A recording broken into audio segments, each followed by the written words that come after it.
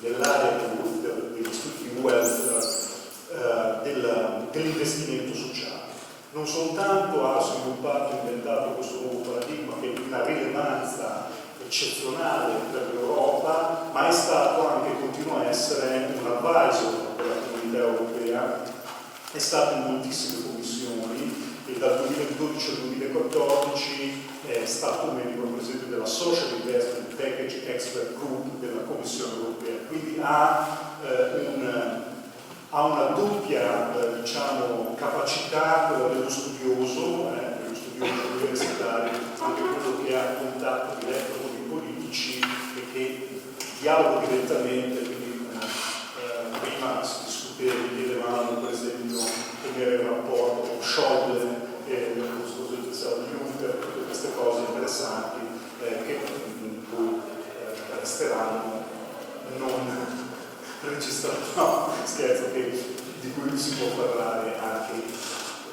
Bene, lascio adesso la parola, quindi oggi ci presenta il suo ultimo lavoro che è un rapporto di ricerca per l'Unione Europea, per la Commissione Europea, proprio sull'investimento sociale, dove lui ha provato con i suoi colleghi a sviluppare assessing e evaluating social investment, cioè a stabilire quali sono gli outcomes reali sul well-being, soprattutto economico, delle politiche sociali che possono essere incluse in questo lavoro. Siamo onorati, we are honored to have you here, thank you so much. E adesso lasciamo Paolo Furla, che è il Presidente della Scuola di Scienze Politiche di Salute Istituzionale, qualsiasi altra cosa. Sì? Allora, buon pomeriggio a tutti. Certamente in inglese la faccio peggio, non ho capito, visto che tu hai fatto l'italiano, se poi lei sa l'italiano, va bene. No, siamo molto felici di avere questa presenza, sia come presidente della Scuola di Scienze Politiche e anche come membro del dottorato di Sociologia e Ricerca Sociale. Sono molto contento di poter presentare, dare il benvenuto e anche ringraziare della sua presenza il professor Emerijck, così ho controllato la pronuncia con il professor Medesimo. Questo dipartimento, cioè il dipartimento di sociologia prima e il dipartimento di sociologia e diritto dell'economia oggi, la componente sociologica è sempre molto approfondita, quindi anche il dottorato di sociologia prima e oggi di sociologia e ricerca sociale ha sempre molto approfondito le problematiche del welfare, delle politiche sociali, anche delle nuove frontiere per impulso della Unione Europea che io penso ci auguriamo di continuare lungo questa direzione. Come vedete nella diapositiva c'è l'appartenenza dell'Istituto Europeo di Firenze, della London School, anche ieri lezioni qua di politica sociale dicevo ma la London School è stata una grande istituzione da cui sono venuti fuori tanti protagonisti della costruzione del rapporto Emerijck,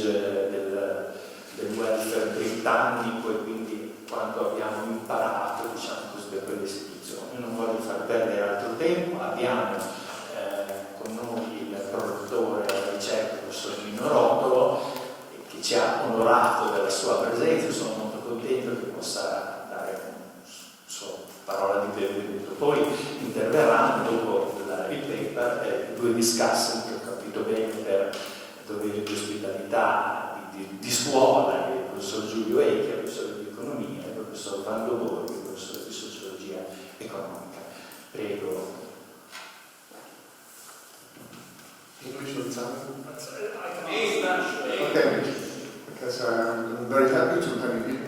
Pleasure, and actually when Julie invited me to take part in this, I can stay only for 20 minutes. But it would be great to see and listen to you, because actually the issue of social innovation, social innovation is interesting as a research issue, but also it's interesting if applied to universities and to research in terms of measuring the impact of research activities of universities as stakeholders in the game of social innovation. So, in fact, you were very much interested in this issue, especially in the perspective of understanding how universities and research can impact the social or civil society. Because a long time ago, someone used this term.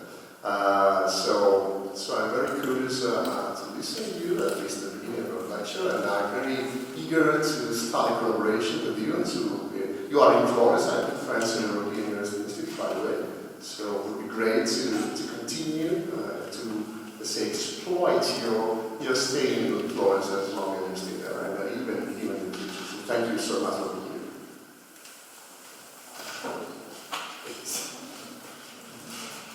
Thank you very much for these very kind words. I mean, I feel a bit daunted by the introduction because I'm just a normal researcher, just like all of you. So it's a bit much. What I want to talk about today is a book that will be published in a month, or maybe 2 months, depends on the production right now. It's out of my hand. And it's called The Uses of Social Investment. And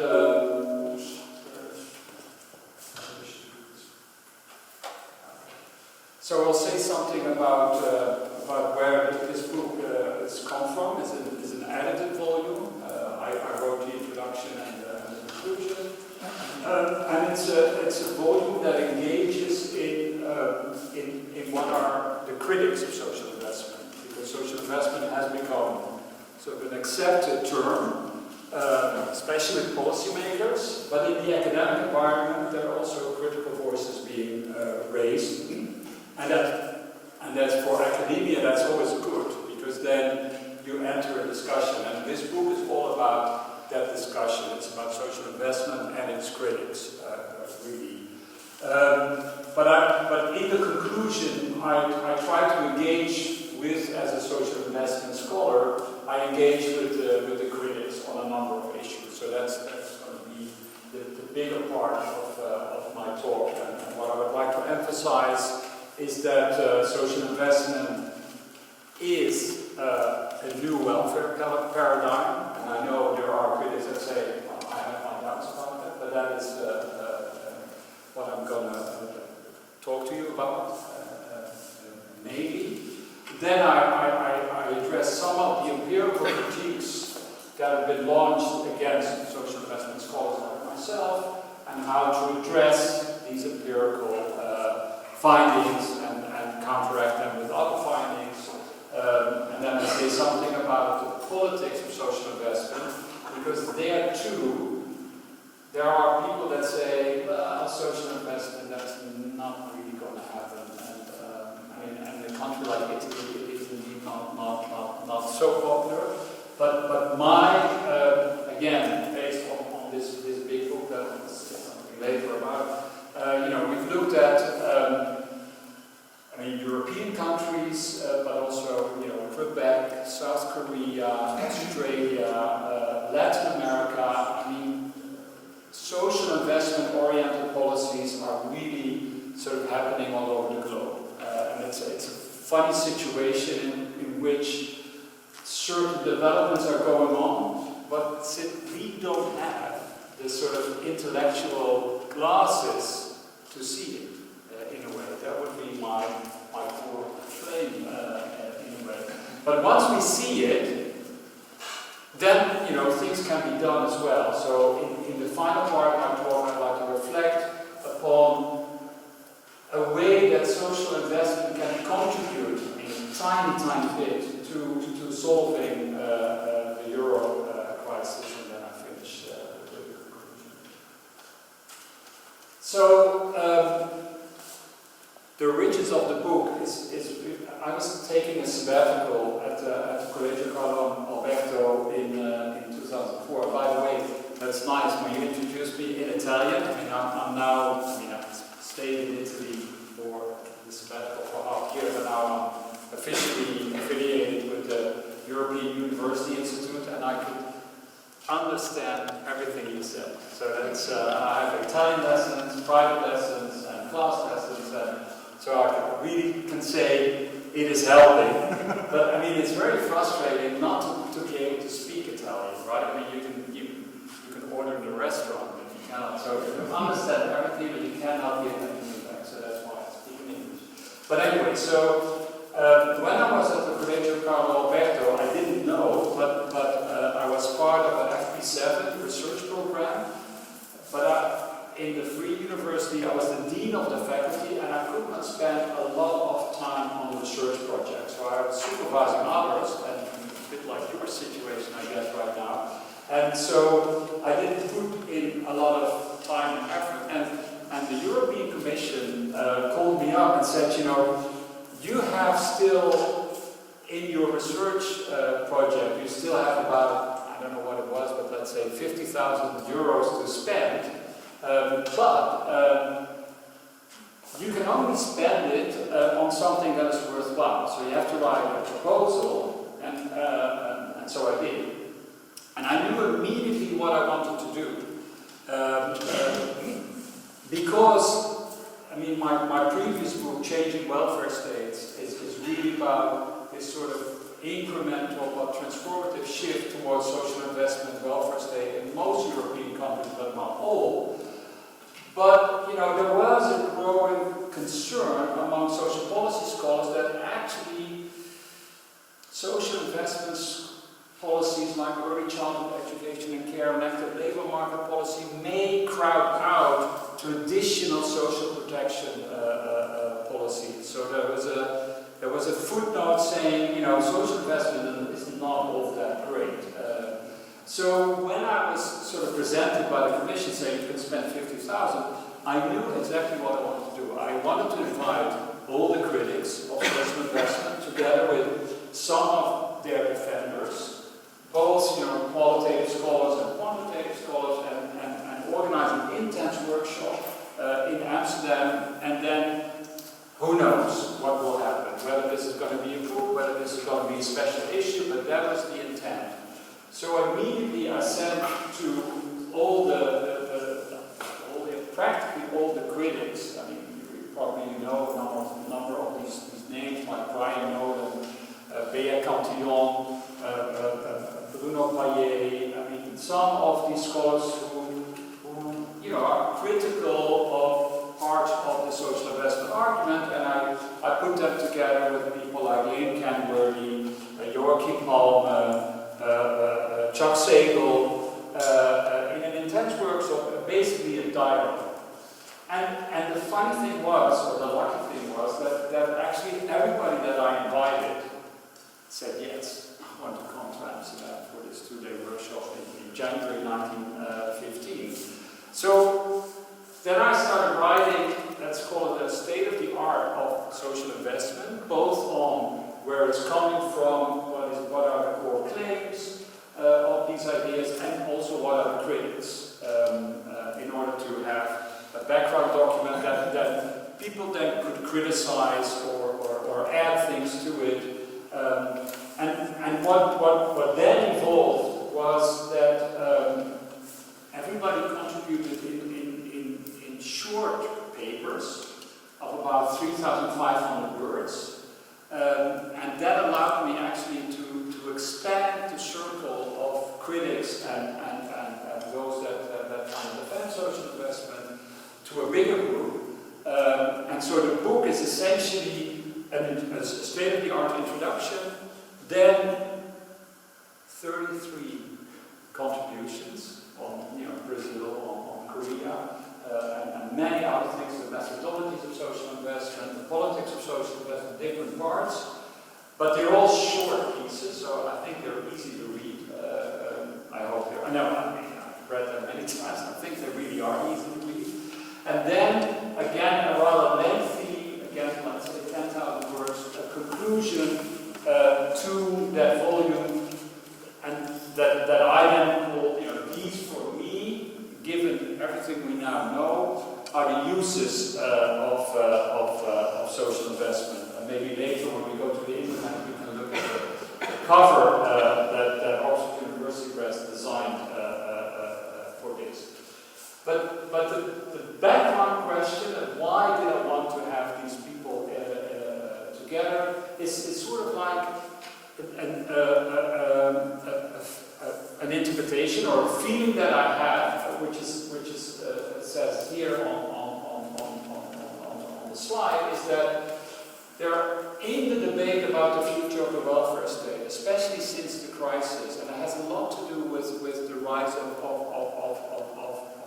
populism, is that our frames of thinking about the welfare state in the future are based on two positions, two ideal types that are really, part of the political discussion everywhere in Europe and maybe also beyond Europe, and that is sort of like thinking about the Beveridge and Keynesian compromise of the post-war era, and you see that political actors and all the people, they really, and I think also for many social policy scholars, they have a nostalgic feeling about that was a very inclusive, egalitarian society, and and we let it slide away, and that's something that needs to be corrected.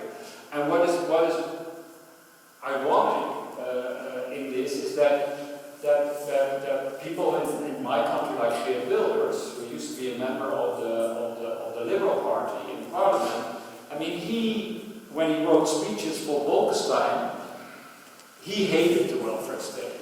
That was a big mistake. That's the way they wrote about it. Well, he wrote about it. It was signed by Bolkestein. But so he was really part of this neoliberal thinking about the welfare state. But what the populists discovered over the past 10 years, and Marine Le Pen is very different from her father for the same reason, that actually, if you promise, white workers that we can keep the cozy welfare state that we had, which we never had. It's a nostalgic image of the 1950s and 60s, and you promise we can maintain, let's say, pension age at 65. This creates a big electoral pool. So it's very smart of the populists to kind of endorse the old welfare state that is no longer there. So that's one image that is very strong still today.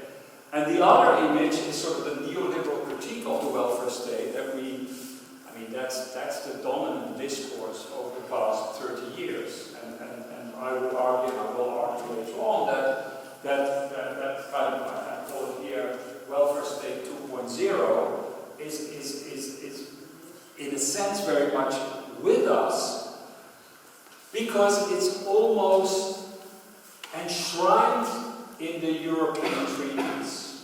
I mean, the Stability and Growth Pact is really, and it comes out of thinking of the 1980s, the stagflation crisis. It's really about, how do we keep these wasteful welfare states in check? And the best way to do it is that, you're not allowed to have, a debt ratio of 60% of GDP, and you're not allowed a deficit of 3%. So that's inherent in the European Constitution, and it's creating a lot of problems right now.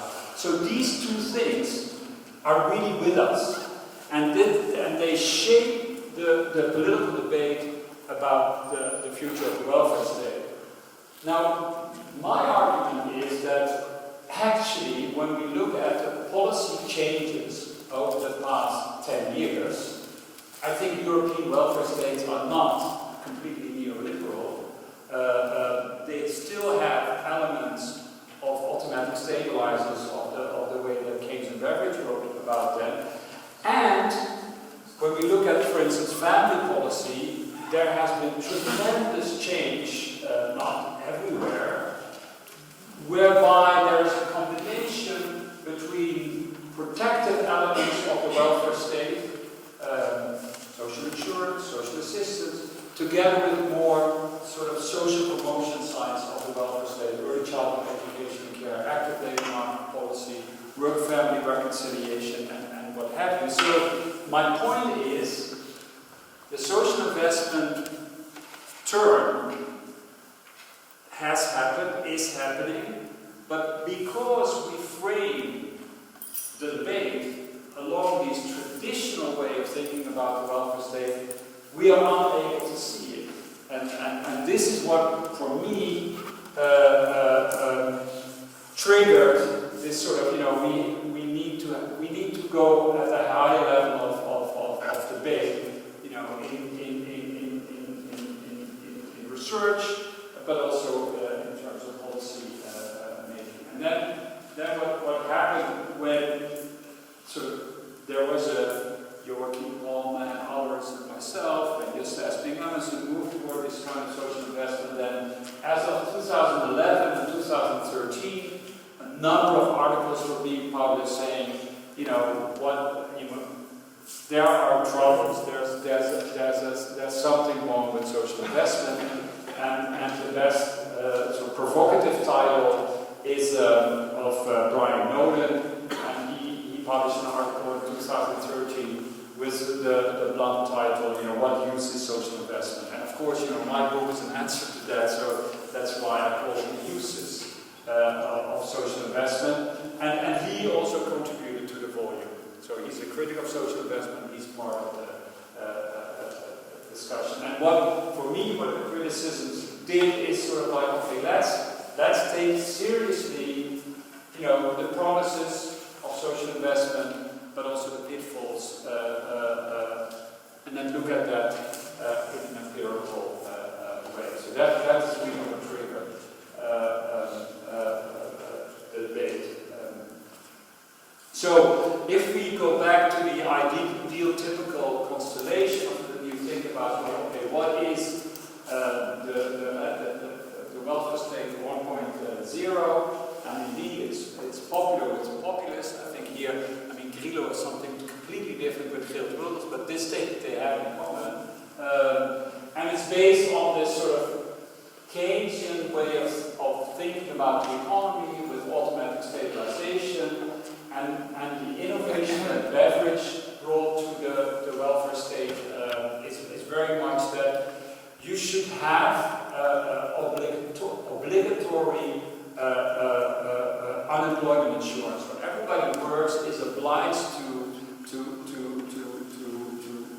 contribute as a worker and an employer into a fund that, by the time there is a next recession, then you can buffer the crisis both at the macro level but also at the micro level of families. So in a way, the objective of this welfare state is stabilization.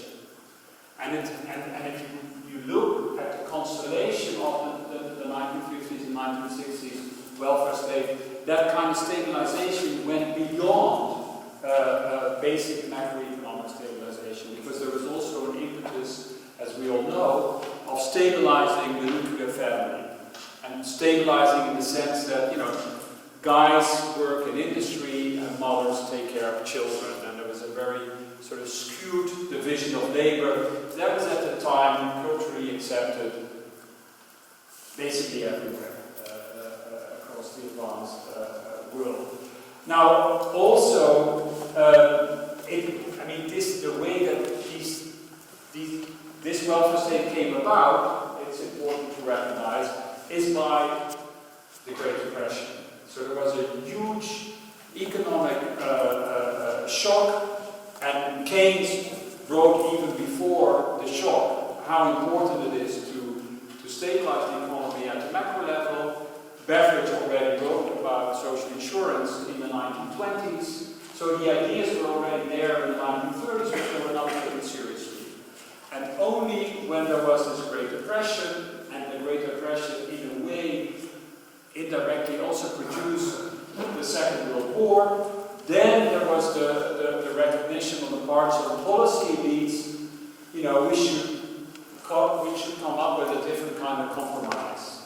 And although this was a social compromise, as I said before, it was, and you can understand it in historical terms, in the sense, if you are a policymaker in the 1940s after the Second World War and the Great Depression, you ask yourself, what is needed in this society? They would say stabilization. So the chaos of the 1920s, the roaring 1920s, but then the Great Depression in depth, and the political chaos that went with it, that needed to be stabilized. So you really understand also the policy innovations that follow from that period. Let's say the Scala Mobile, wage indexation. I mean, that's all a way, okay, there's inflation, but you stabilize the inflationary expectations. You probably create more inflation later on, but nevertheless, I mean, it's all part of stabilization as the sort of like the reflex to any kind of change. And so a big change came, and that's the two oil crises. The two oil crises were, in a way, real economy crisis. I mean, the Great Depression was a financial crisis. The way we just had one, we're still with us. But the real economy crisis by policy elites at the time were interpreted as a financial crisis. Were interpreted in Keynesian terms. So in a way, you get more wage indexation, higher benefits as a first response to the first oil shock. And then, in a way, things got worse. I mean, I don't know whether you remember, but I mean, a country like the UK had an inflation rate of, in 1977, of 25%, which and the IMF had to help out the Brits at the time. And this then, you know, after the first oil shock, there came the second oil shock, and that led to the rise of neoliberal conservatism, beginning with Thatcher and Reagan. And so then you get a different way of thinking about the welfare state. And again, what I like to convey is that this is really understandable. You know, if you think about the policymakers of the 1950s having experienced the 1920s, 30s, and 40s, I mean, it's natural what they went for. And something similar happened in the 1970s and early 1980s. So there was a neoliberal critique on the interventionist welfare state, but that was not a product of the 1970s. That was already there. I mean, there's a book written by Friedrich von Hayek, I think in 1935, and it's called The Road to Serfdom. And it really conveyed, you know, if we go in this Keynesian direction by creating this nanny kind of welfare state, you really sack society from any kind of entrepreneurial spirit, and at the end of the day, you create a totalitarian regime. That was the road to serfdom. This was not taken seriously in 1945, but it was taken very seriously, you know, in the wake of the real economy crisis of the 1970s because of the great stagflation. So the neoliberal model was produced in a way by the great stagflation, and the objective then became market-conforming flexibilization of basically everything. Of labor market, of product markets, of financial markets in particular. And remember, you know, Keynes said the most inefficient market in any kind of economy is the financial market. No. The neoliberals said that the most efficient markets are, you know, are capital markets, and especially if you put them on an automatic pilot by computers, that's even better. I mean, that's the most efficient market in the world, because, you know, the prices change every night, and it goes from, you know, Japan to Europe to the US. And so there was a need to discipline countries to make the shift towards labor market deregulation, and the way to do that was through hard currency. So then you squeeze out inflation out of the economy, and of course balanced budget. And that, so given that this thinking became, you know, gradually more sophisticated in the 1980s, so by the time Jacques Delors became president of the European Union, although a social democrat and a very committed one, he thought, no. If Europe has a second chance, because, you know, this was also the time of eurosclerosis, like today, it has to, market integration should be the principal driver. And of course, market integration will lead to all kinds of unintended consequences, and then we go to the social dimension. And the question is whether the social dimension ever came, but, you know, we get to that. And then the next big institutional change was then the currency union. So, and with the currency union, individual countries like Italy and Spain could no longer devalue, and again, this forces policymakers to go further down the route of liberalization and deregulation. And then you would achieve a happy equilibrium. Now, we've discovered what the downside of that model is with the financial crisis. You know, it's huge volatility. And in this huge volatility, capital markets are more prone to kind of invest in quick profits in financial markets rather than make big commitments in terms of long-term investment. And given that the public sector is kind of squeezed by the rules, it also cannot make the necessary investment in early childhood education and care, education, more generally training and what have you. So that's the downside of this model. It's volatility on the one hand and underinvestment on the other. So as I said at the beginning, but you know, this social investment change is real and is already going on. So how do we interpret it given these changes, or how is the particular layering of different aspects of the system, of these different systems? And I think one of the reasons why it's not understood as a sui generis policy paradigm, the social investment edifice, is because it's not a product of a punctuated economic crisis. Remember, the Great Depression and the Great Stagflation allowed policymakers in the center, essentially, to really, jump on the bandwagon of Keynes and Beveridge in the 1950s, and then jump on the bandwagon of the more neoliberal project of the 1980s. And social investment, yes, if you do detailed analysis on capacitating social services and family policy, you see a lot of social investment, but it's not part of our political understanding of the welfare state, because it's created gradually. It's an incremental thing, and you don't read about it in the newspaper and see it on television and such. So that's one thing. It's not part of a punctuated economic crisis. And then the other thing, which is in a way more puzzling, because if it's happening, where does it come from? And then, who is the obvious political carrier of the welfare state 3.0? Basically, the constituency of the Christian democracy is the male breadwinner. The basic constituent of the social democracy is sort of like a more traditional working class. Poor kids can't vote. Single mothers are important, but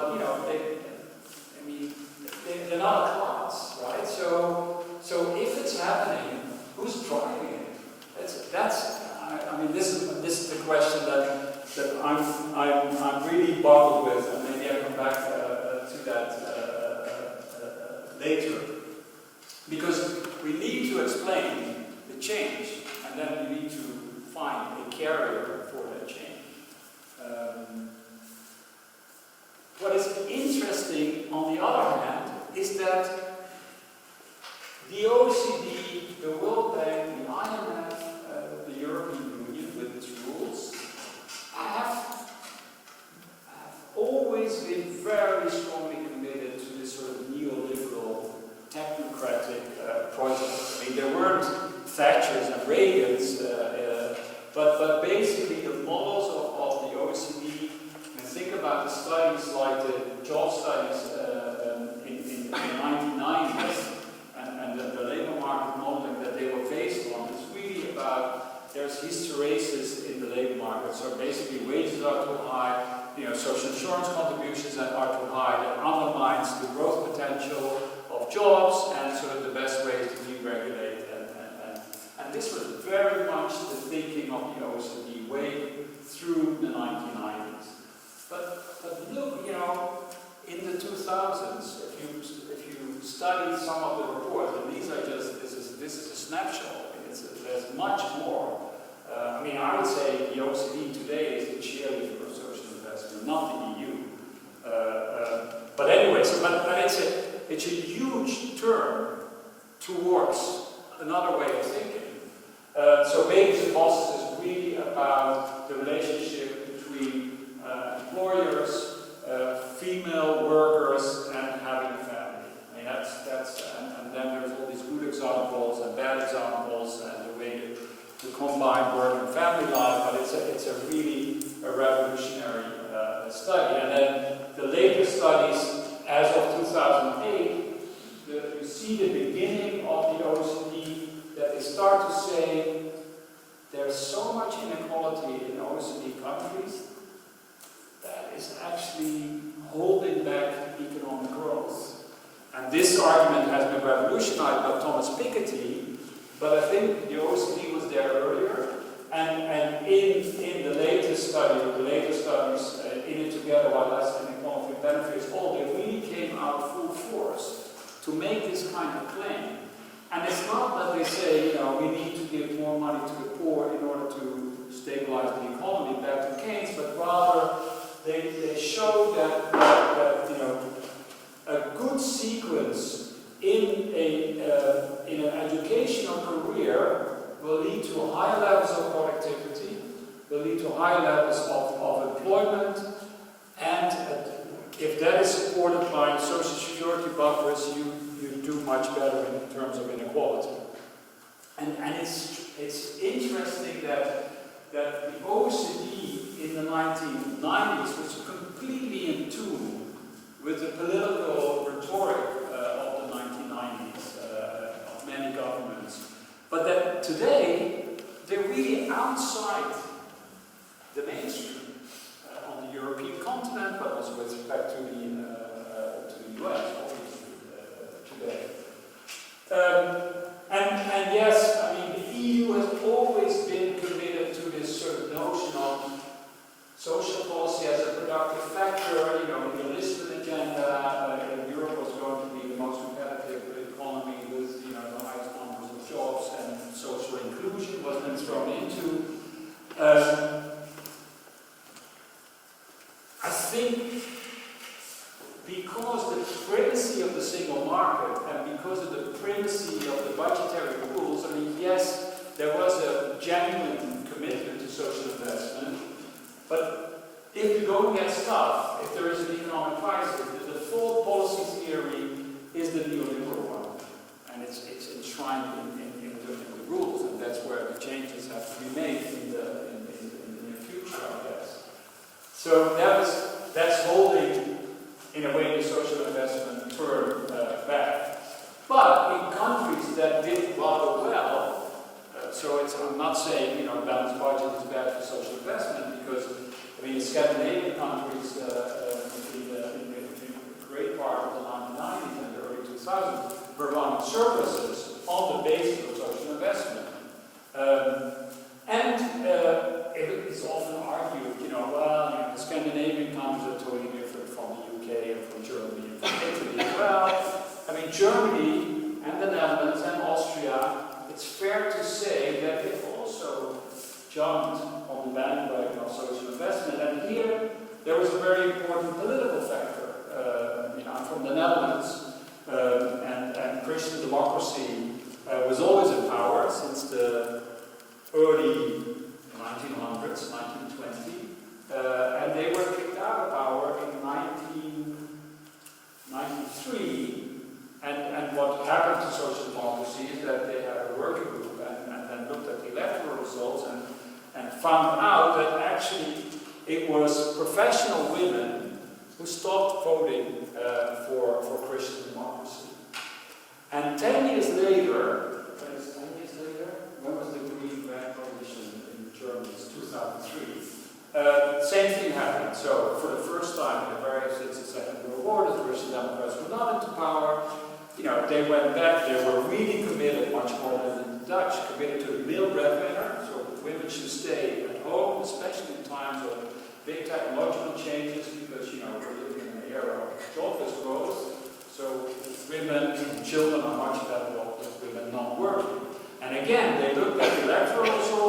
found out that women stopped voting for Christian democracy, so they had to change their conception of the family, and they did.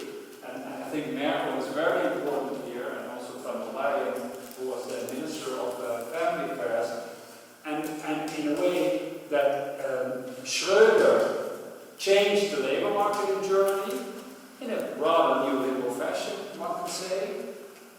And strangely enough, the political party historically most committed to the male breadwinner revolutionized family units with good results, because one of the emphasis of this change was very much because there's population decline in Germany, and higher fertility rates in order to fund pensions and things like that in the future, and this is in fact what happened. And I was struck by a statistic that I read 2 weeks ago in the Financial Times, where, based on an opinion poll, it's now that 70% of Swedish men and women believe that parental leave should be equally shared. But 50% of German men and women, and they're second in this statistic, and lower is the Netherlands. So I think there has been a huge cultural change going on in Germany.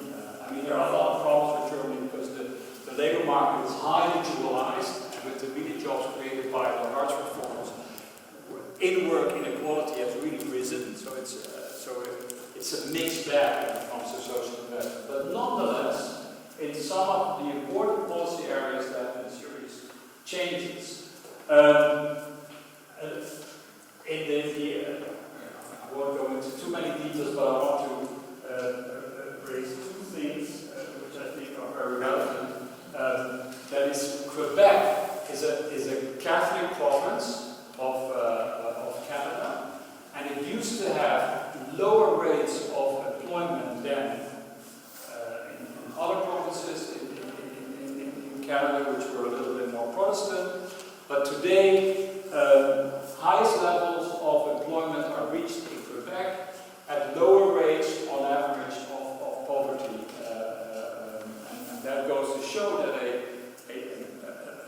province which has an independence when it comes to social policy can really change its policies in a tremendous way. And the interest, I mean, these are also, South Asia and Latin America are interesting examples. In Latin America, as you know, there are cash conditional transfers, CCT, cash conditional transfers, and these are sort of social assistance benefits given to families, often directly to mothers, on the condition that the kids go to school. So it has this 2 sides: it's social protection and also, subsidizing work in a way to have a top-up on income, on the condition that kids have medical checkups, health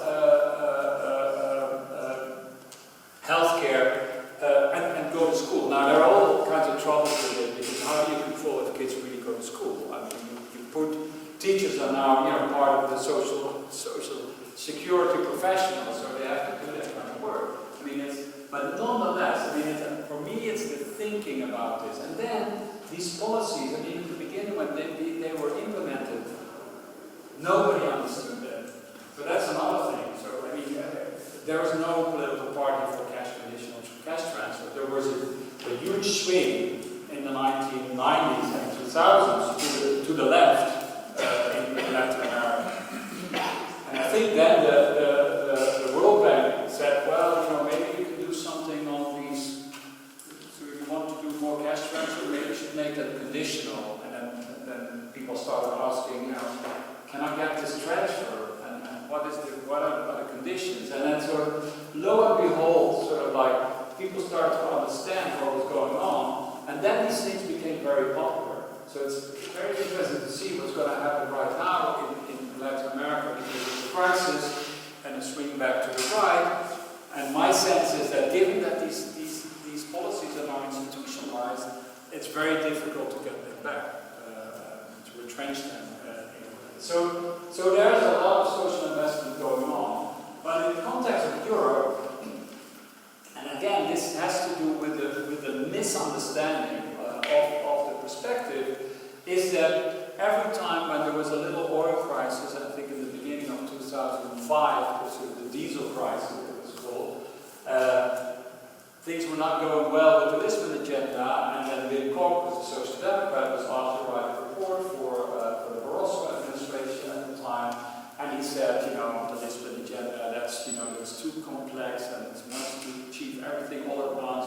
Let's go back to, you know, creating jobs by making the labor market deregulation and things like that. So the commitment to social investment, again, because it wasn't understood properly, was holding it back, and I think that applies to today as well. Because now, you know, when I talk about social investment or somebody else, it's often said, well, you know, that sounds very much like a third wave.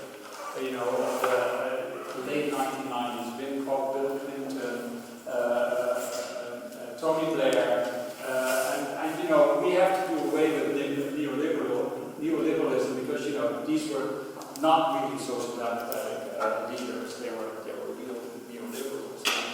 And I think that when you look at the statistics on family poverty, and particularly child poverty, I mean, Blair really made a huge difference. So it's not all bad that what the third wave did. I think Blair's biggest mistake is to invade Iraq.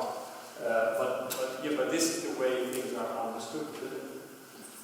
And a telling example, I mean, as I just said, Merkel was behind a major transformation in family policy in Germany, but she herself doesn't, I guess that cannot be true, but apparently, following this quote, she doesn't understand the economic implications. She understands the political logic that you know, they had to attract working mothers back to Christian democracy, but she didn't understand that actually has a positive knock-on effect on the economy.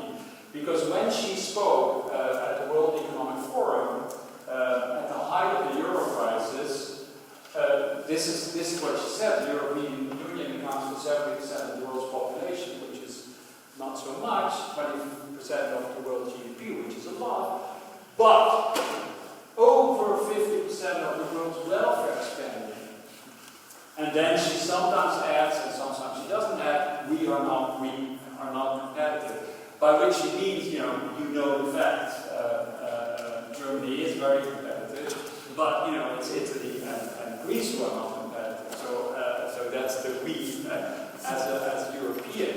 And this reflects this sort of belief that is not based on good economic analysis. Maybe it was based on good economic analysis in the 1980s or early 1970s, but not today.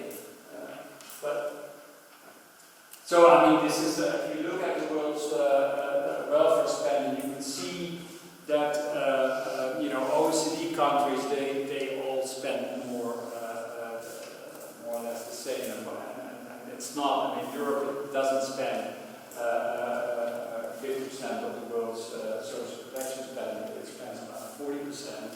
And we also know from the stuff that I just said on Korea, China, on Brazil, that you know there's a sort of sui generis tendency to expand social protection in these countries, and this is going to, you know, as a consequence, lower social protection spending, you know, in terms of the world's GDP of Europe. And if you compare it, I mean, if you take the average of Europe, which is a bit of a city indicator, if you take that average, then you could argue that Australia and Switzerland actually spends more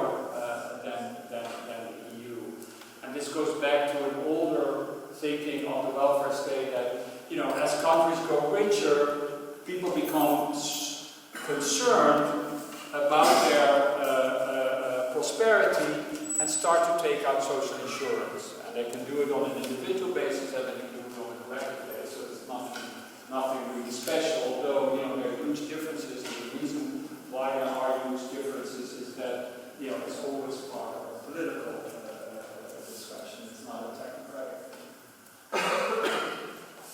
But where I think Merkel goes wrong is that if you go to the website of the World Economic Forum where she spoke, and you look at the 10 most competitive economies of the world, then of the European countries, basically all European countries are pretty active social investment-oriented welfare states today. That is definitely true of Finland and Sweden, and has become more true of Germany and the Netherlands, and it is also true of Switzerland. And you can make the argument that Hong Kong and Singapore are also social investment-oriented welfare states. And again, under Blair, the United Kingdom was definitely going into that direction, and under Cameron there was a step back from that. So this is sort of the picture that, still we haven't explained it. It's there, it's happening. But, what is driving it? I still could postpone that explanation for later. Because as the story unfolds,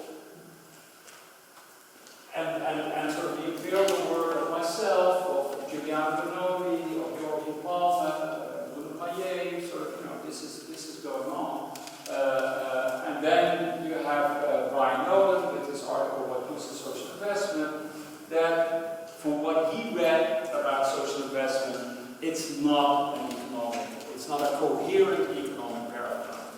And what he particularly criticized, and I'm part of the blame for that, is that what social investment scholars often do is that they kind of separate out passive spending, which is social insurance spending, unemployment benefits, cash benefits, pensions, and then sort of active spending or social investment spending, which is education spending, which is spending on families, early childhood education is the prime example. And he says, he makes a big point, and I totally agree with that, so it's nothing new, that in passive spending, these are also investments. I mean, if you have an unemployment benefit, that allows you to look for a productive job. So if you don't have an employment benefit, even if you're well educated, you take the next job, at a gas station, and you make a cut in your average wages of about 50%.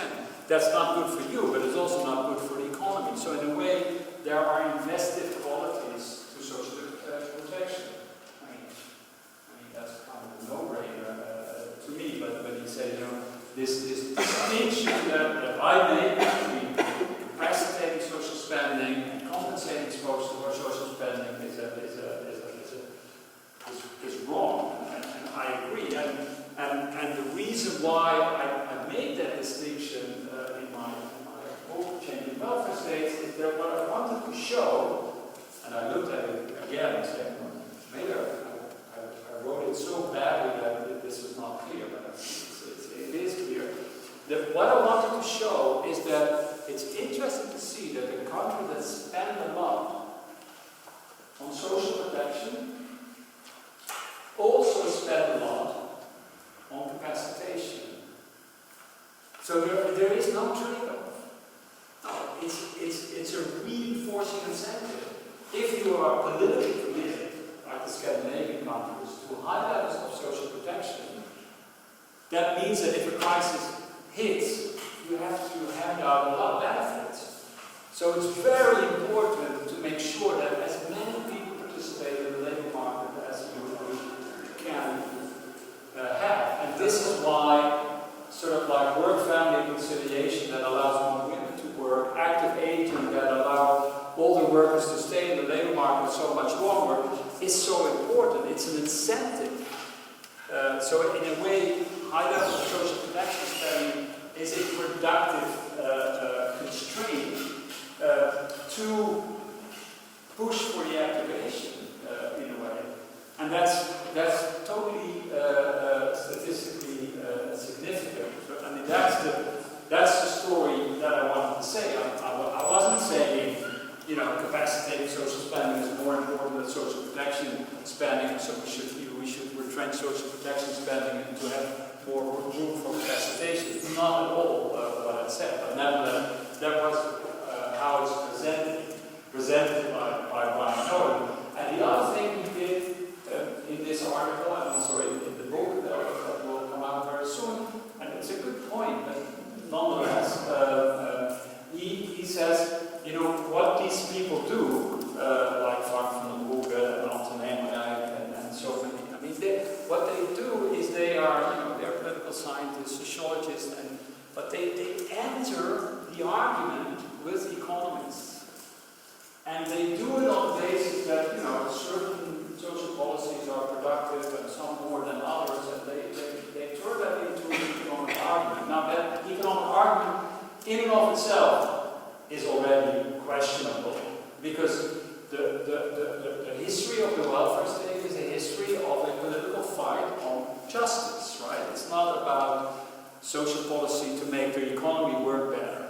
It's about social justice, about citizenship rights. So it's a slippery slope. Moreover, because they enter the competition in a way, intellectually, with the smart economists, and you know, and by no one is an economist and he doesn't say so, but you know, economists are smarter than political scientists and sociologists.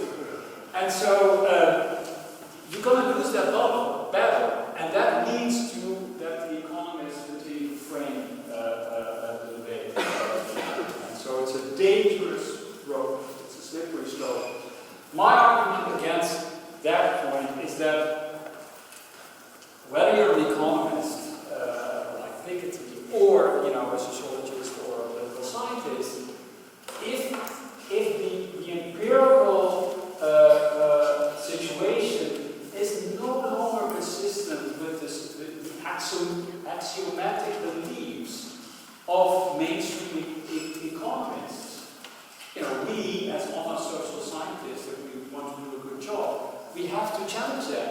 I mean, whether you're a sociologist or a political scientist, it doesn't really matter. But you have to do that.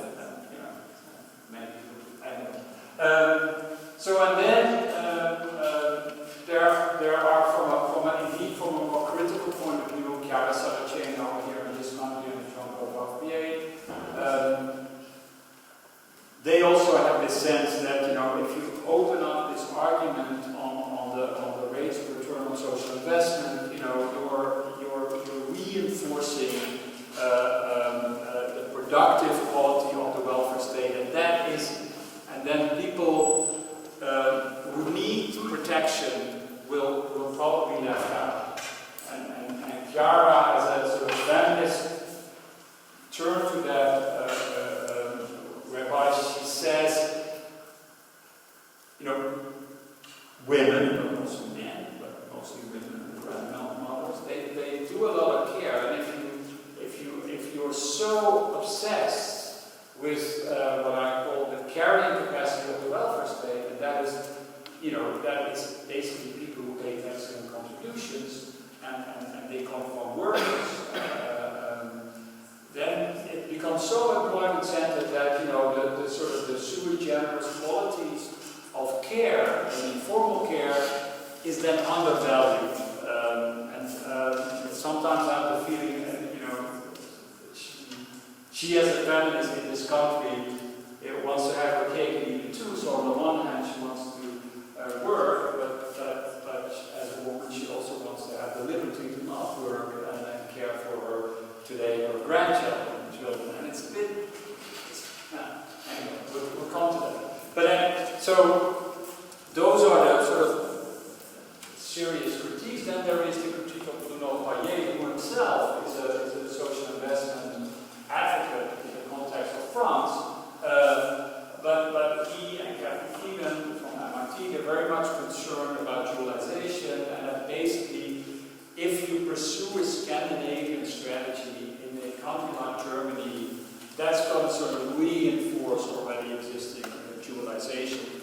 deciding power, the employers, the trade unions, are so able to kind of shift the cost of social investment to those who are really left aside, that you know, you have to be careful with pursuing these strategies. Not that they are against it. I think the most pertinent political, empirical critique is from Beat Cantillon and also Giuliano Bonoli, although I think he's changing his mind at this very moment. And this is the argument that if you pursue social investment, you crowd out social protection. And the logic works as follows. And I must say, I'm mixed in criticism with my response to the criticism in the paper that I've written. It's separated out. But it's so Matthew effects. So this comes from the Bible, from the Gospel of Matthew. It's you know the poor giving to the rich. That is the parable, and it works like this. But the way the group in Antwerp does the empirical research, so they say, okay, here you have a social investment policy, a separate child education and care, or active labor market policies. So these are serious investments. And then they kind of trace where does these benefits go to.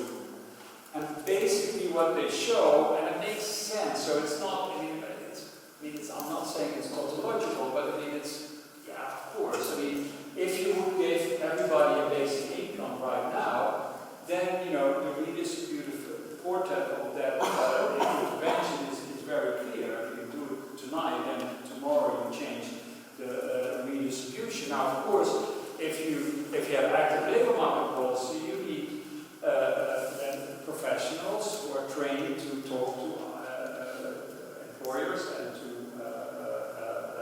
workers, and they make cream. They say, well, this person is highly educated, he can work for that factory, lives close by, so I call up the employer. So people who are easily employable will get the benefit.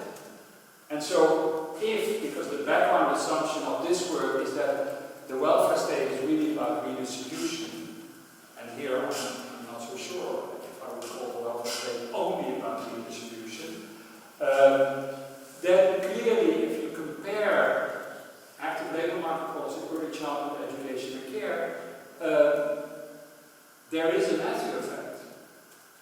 It goes, in early childhood education and care, it goes to probably able women who are able to find a job. They will take out early childhood education and care if they can. Now, what this story leaves out, because I mean, if you look in different countries, how big the Matthew effect really is, and Bea did a really interesting study for comparing Flanders to Sweden, and it's a huge difference.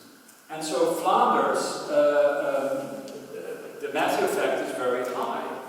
And in Sweden, the Matthew effect is there, but it's not, doesn't really stand out. So then the question is, what is it then? And then I think to do a study about, you know, a particular policy intervention compared to a traditional redistributive intervention, I don't think is very helpful. Because what I know, I mean, I live in Rotterdam, close to Antwerp, what I know of the Flemish labour market is that it's highly regulated. And in that kind of high regulation, it may be the case that employers may not hire pregnant women who are not highly educated. So it's not that the child care policy is of a bad design and creates a Matthew effect. No, you have to look at other sides of the policy system. So that's social insurance, social assistance, and also work-life balance, parental leave, and rigidity of the labour market plays a big role. I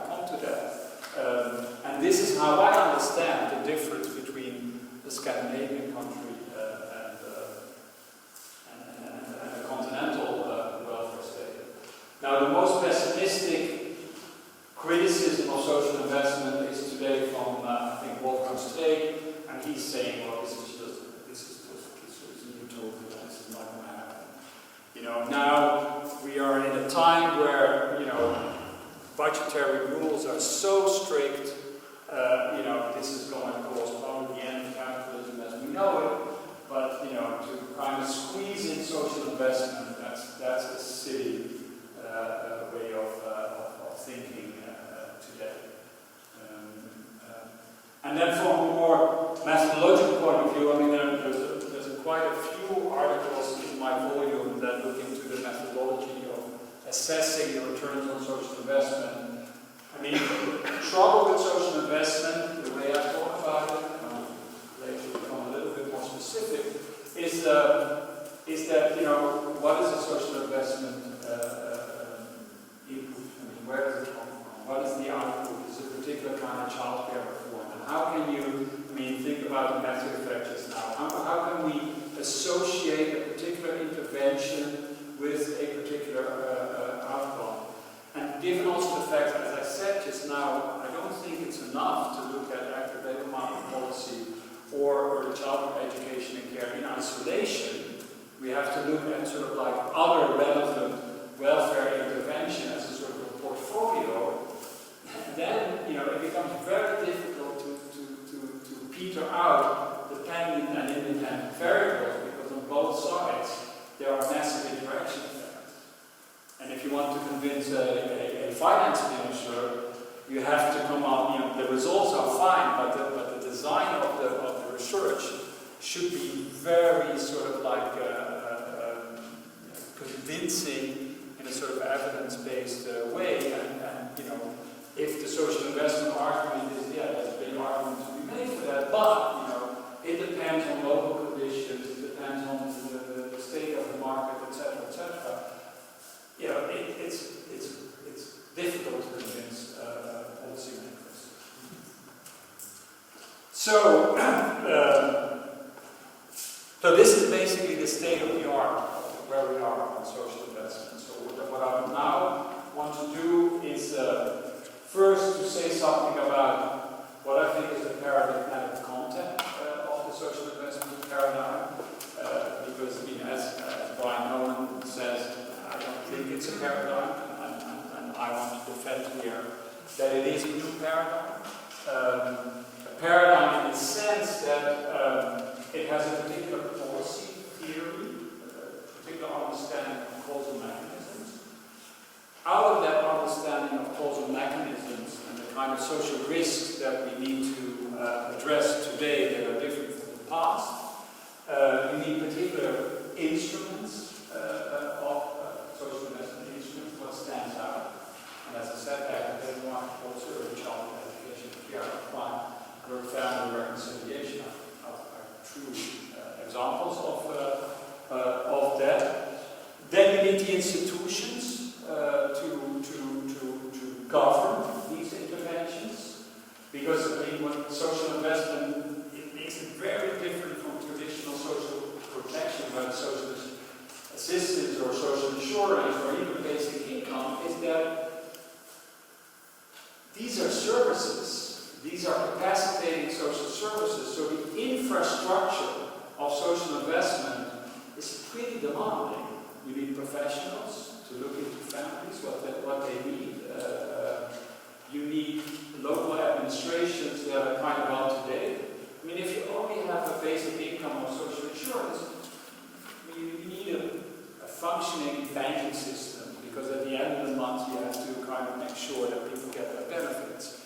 And in terms of institutional requirements, that's actually quite easy to manage. And in that sense, the social investment paradigm as a paradigm, as a particular kind of policy theory, as a exemplary instruments, and it has an institutional portent. And those of you who know the important writings on policy paradigms by Peter Hall, he added an important quality, which is not yet part of the social investment paradigm, you need a political carrier. Because, you know, in politics, changing paradigm only happens when there is a political incentive to change the paradigm. So a better idea about, you know, functioning of the economy, you know, would not make the heart of the politicians beat faster. Only when there is a political incentive to do so. But first, I think the revolution in the thinking of social investment, and there are a number of dimensions, I won't go into that, but this is one of them, is that in traditional, again, welfare state 1.0, welfare state 2.0, it's really a question of them and us. And you know, in the political rhetoric, I mean, I've lived for the past 4 years, every year 2 months in the UK, and I've heard Cameron talk a number of times about them and us, the hard-working Brit. This is a policy for the hard-working Brit. If you use that frame, there are non-hardworking non-Brits. It's sort of, without saying it, that's the sort of that's the flip side of the coin. And it's sort of like, you know, those who pay taxes and those who get the benefits. And what this is from the work that we did in the welfare state with just Esping Anderson, and this is an equation by John Miles, who's also in the book. And so what we did in this equation is to shift the equation of the cost-benefit analysis from the numerator, which is the number of people supported by the welfare state and their average consumption and benefit in a way, to, if you think about how the welfare state is financed, it's not financed by capital taxation or corporate taxation, it's financed by social contribution and income taxes. So whether you are able to pay for a welfare state depends on the number of workers employed and their average production per worker. So we shifted the discussion from the numerator to the denominator side of the equation. And we added the following reasoning, is that when you look at the life course is very central of people, you know, there are times when you're at school, so you're a welfare beneficiary, and there are times you produce, there may be times when people are unemployed, in between jobs, they need to be helped. So essentially there is no them and us, the hardworking and the non-hardworking. Everybody benefits from the welfare state, and probably the rich benefit the most because, you know, their longevity is higher than the poor, and so, you know, if they have you know, pay-as-you-go pensions, you know, the state will have to pay for that much longer than they do for people from lower echelons of society that smoke a lot of cigarettes.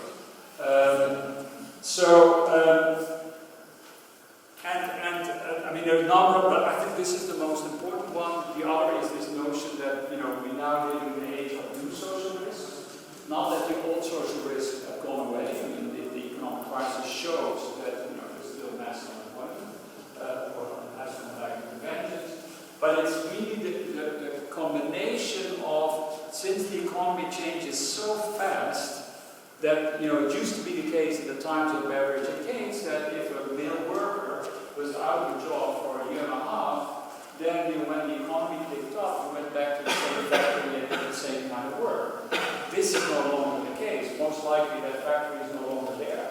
And if it's there, he or she will have to do a different kind of job. So if in the year and a half, which is already a long time, he is not sort of working on, you know, his skills, he may be lost for good. And so this is a new reality of social risk. So, and also this thing about Brian Nolan and Leah Cantillon, that in a kind of interpretation of my writings or just Esping Anderson and others,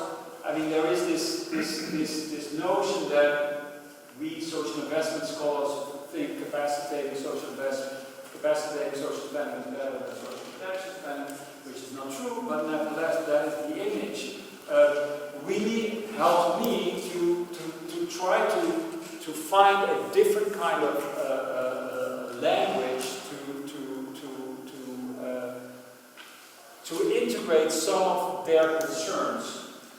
So the basic thinking is because of the transitions, the many transitions that people, especially young people, make in the life course, social risks of the life course in the labor market have become less predictable and therefore less insurable in a traditional kind of sort of social protection kind of way. So that means that you have to do something which is a sort of an oxymoron. You have to do ex ante insurance. And that means that you have to be concerned, or policy leads have to be concerned about, the skills that people have and accumulate during a lifetime and the way they're used in the labor market, and whether or not that having a child is sort of leading to big career breaks, which is not good to re-enter the labor market. So this sort of shift from ex-post insurance to ex-ante capacitation is sort of, if you want to be a knowledge economy, I mean, that's very important. And because the alternative is not so attractive, because that means that countries like Italy should just wait and start competing with China. But then that has huge implications for the kind of wages that you pay. So there is no escape to kind of jump on the bandwagon as best as you can of the knowledge-based economy, and there's ways to do it. So this led me to think about, okay, what is a good way to kind of frame the social investment perspective in a better way than this dichotomy between capacitation and compensation. And this has three important functions. It's raising the quality of human capital stock of the life course from the young to the old, and we know from research that has cumulative returns, huge cumulative returns. So if kids at a young age are learned to play, they develop cognitive and social skills which make it easier for them later on to change between jobs. And if kids go to school very late, which happens a lot to migrant kids, their basic language skills at age 15 are not sort of up to date, and this has also a negative effect on their mathematical skills, and that has huge consequences for the kind of jobs that they get into. I mean, this is all today no-brainer.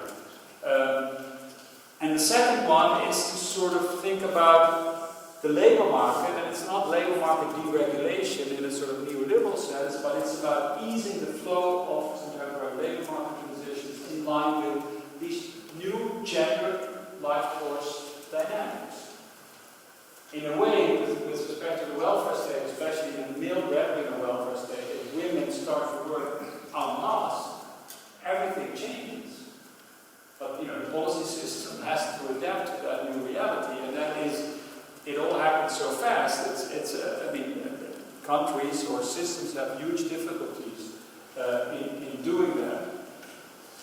And this is not to please Brian Nolan and Lea Cantillon, because it was already there in my new welfare state in 2002. It also implies, given these transitions in the life course, that safety nets, and preferably universal safety nets, are a sine qua non to any kind of social investment strategy. And here, the Latin American experience of cash conditional transfers, you cannot separate out poverty and developing skills. Again, this is politics. I was there in the UK with the last election campaign, and then Cameron came out that he was going to ring-fence education. So it's sort of like from early childhood, ring-fence with no budget cuts on education. but it did come benefits for lone mothers. And we know from British research that if in a family kids can be worried that there is no food at the end of the day in the home, this has a bad influence on their learning capabilities. So, I mean, these things cannot be separated. Which is a problem also for research, because we want to sort of like ceteris paribus isolate one intervention out with all the rest. But, you know, my point is that's difficult to do. So, it's these three functions which kind of define the welfare paradigm. And as I said, it's really about the institutional complementarities of these functions, how they align to one another.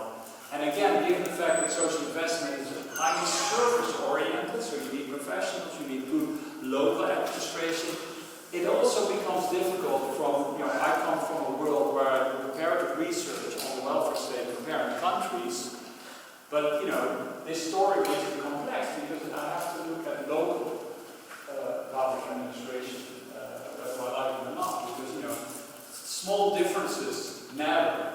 To give you one example, there has been in the Netherlands there was a big debate about a year ago when the National Accounting Office found out that cities had a huge fund for helping poor children that wasn't used. And the reason it wasn't used is that, you know, the government in power, still in power today, but it's now a Labour government, of course, shifting to another one,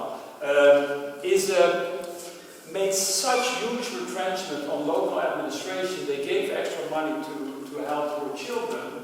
So the public administration at the local level said, you know, we've got to keep that money because, you know, who knows, there's going to be budget cuts next year, and then we have a little, you know, wiggle room in a way.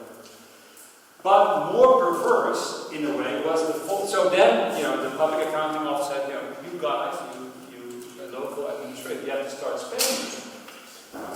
And so what the local administrations did, they flyered at schools, and with flyers that kids have to give to their parents, you are eligible for free books, you are eligible for extra private lessons, and, you know, and there's a lot of money to be spent. I mean, actually a lot. It still hasn't been spent.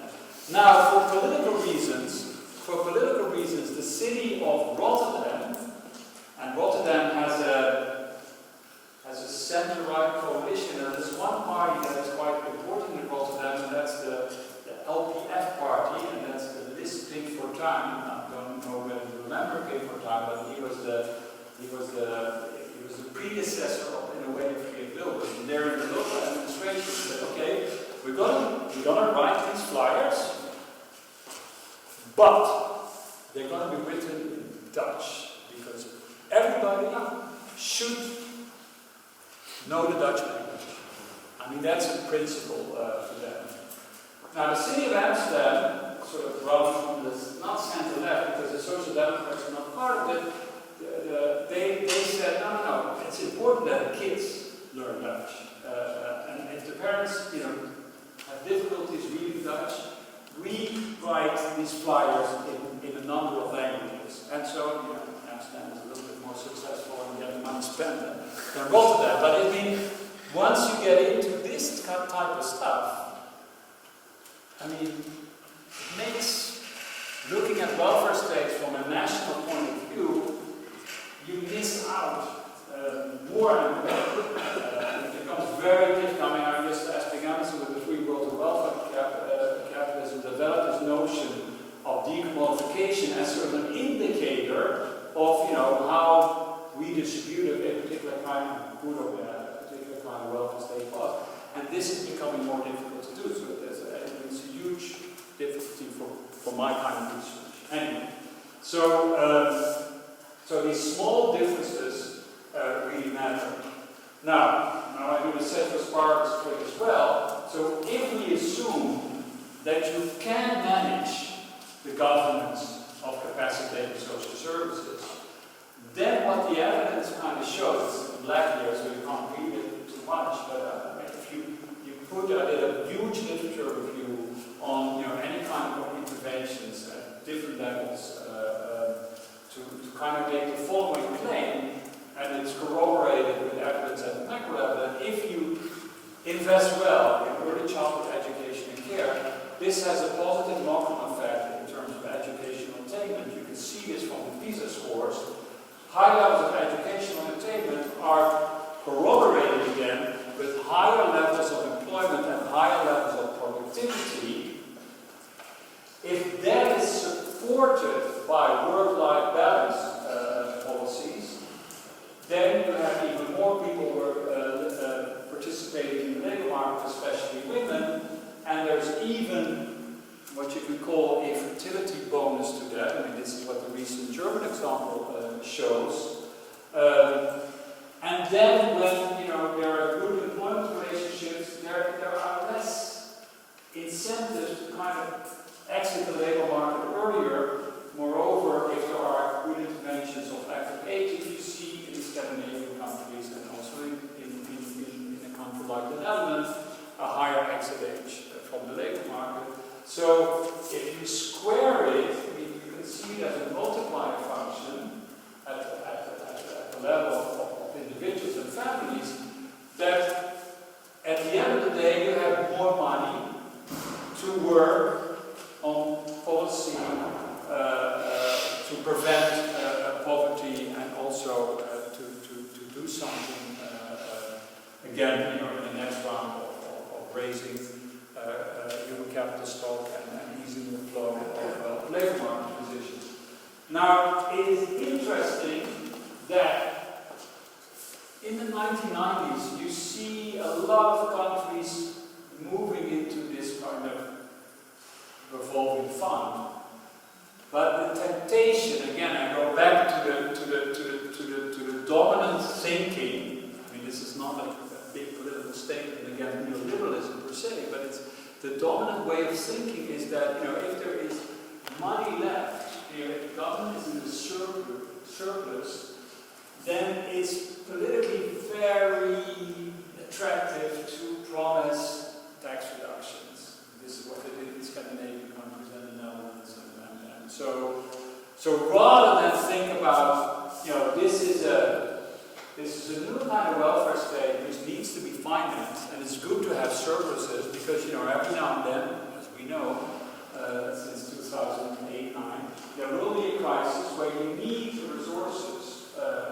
So if you give them away in terms of, taxes, you actually sort of create this sort of cleavage between them and us, which then makes it very difficult in times of crisis to shift towards the social investment perspective. So, the conclusion on the paradigm, the social investment welfare state 3.0 is actually less about the quantity of spending, it's more about the quality. The political objective is raising family-friendly employment of the life force to sustain popular welfare states. Nobody wants to give up the welfare state, but if you have to sustain it, you have to change it in this kind of direction. I don't see any alternative really. And that should help break the intergenerational reproduction of social disadvantage. That's the sort of political goal of social investment. And yes, there are negative effects. So I mean that ultimate goal should be, should concern us. And then the policy theory is that social investment, they do not crowd out private economic initiative as sort of mainstream investment economists have believed. No, they crowd out private initiative through higher employment and improved human capital. And this is the way we can explain Finland, the Netherlands, Sweden, and Denmark. Because if it were the case that there's really a big trade-off between equity on the one hand and efficiency on the other, then those countries should not be allowed to exist. But they do exist, and we have to understand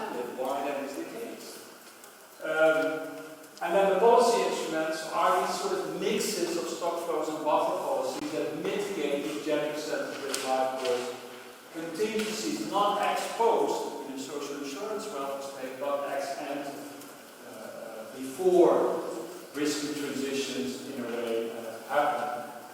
And the governance of that is, it's highly service intensive, and so it's combinations of income protection, activation, and social services for working families in particular, also to take care of the frail elderly that are really important in order to sustain the welfare state. I mean, when we wrote Why We Need a Welfare State, Frank van der Hoek, who's now a big defender of the social investment welfare state, but at the time when we wrote the report, he was very skeptical because he was a minister of social affairs and pensions. And there were some factories that had to be closed down, and there was a social plan to give a pension to somebody aged 48. This was still happening. And it's a political reality that he had to live with. So he was kind of challenging, some of our ideas because of his position and his relationship also to the trade unions, which is very important to him. And at some point, just as being honest, he got angry, and he said, "Frank, if you want to save pensions, invest in children." And there's a logic to that, in real terms, not in nominal terms. If you don't invest in children, there's nobody. My pension relies on the productivity of the next generation, and so if we're not taking care of the next generation, my pension may be in nominal terms, in lire or euros, the same as has been agreed to by the social partners. But a real economy it can be hugely inflated. And the political discourse, and again, this is a difficult thing to manage. There's no class behind social investment. It's capacitating solidarity. So it's something different than what is in the thinking of John Rawls, which is largely redistributive. And it's thinking in terms of income rather than thinking what Amartya Sen does in terms of capabilities. It's really context, it's education, it's a house above your head, it's access to healthcare that in part defines the quality of life, and it's not per se that you're granted 1,000 euros or 1,500 euros at the end of the month. So, but still, this is still the hurdle to take for social investment. So my point, this I don't have to dwell on. There are it's a sui generis welfare paradigm. There are well-being returns. I think tomorrow I present something else, which is a little bit more quantitative. So there are well-being returns in terms of employment, productivity,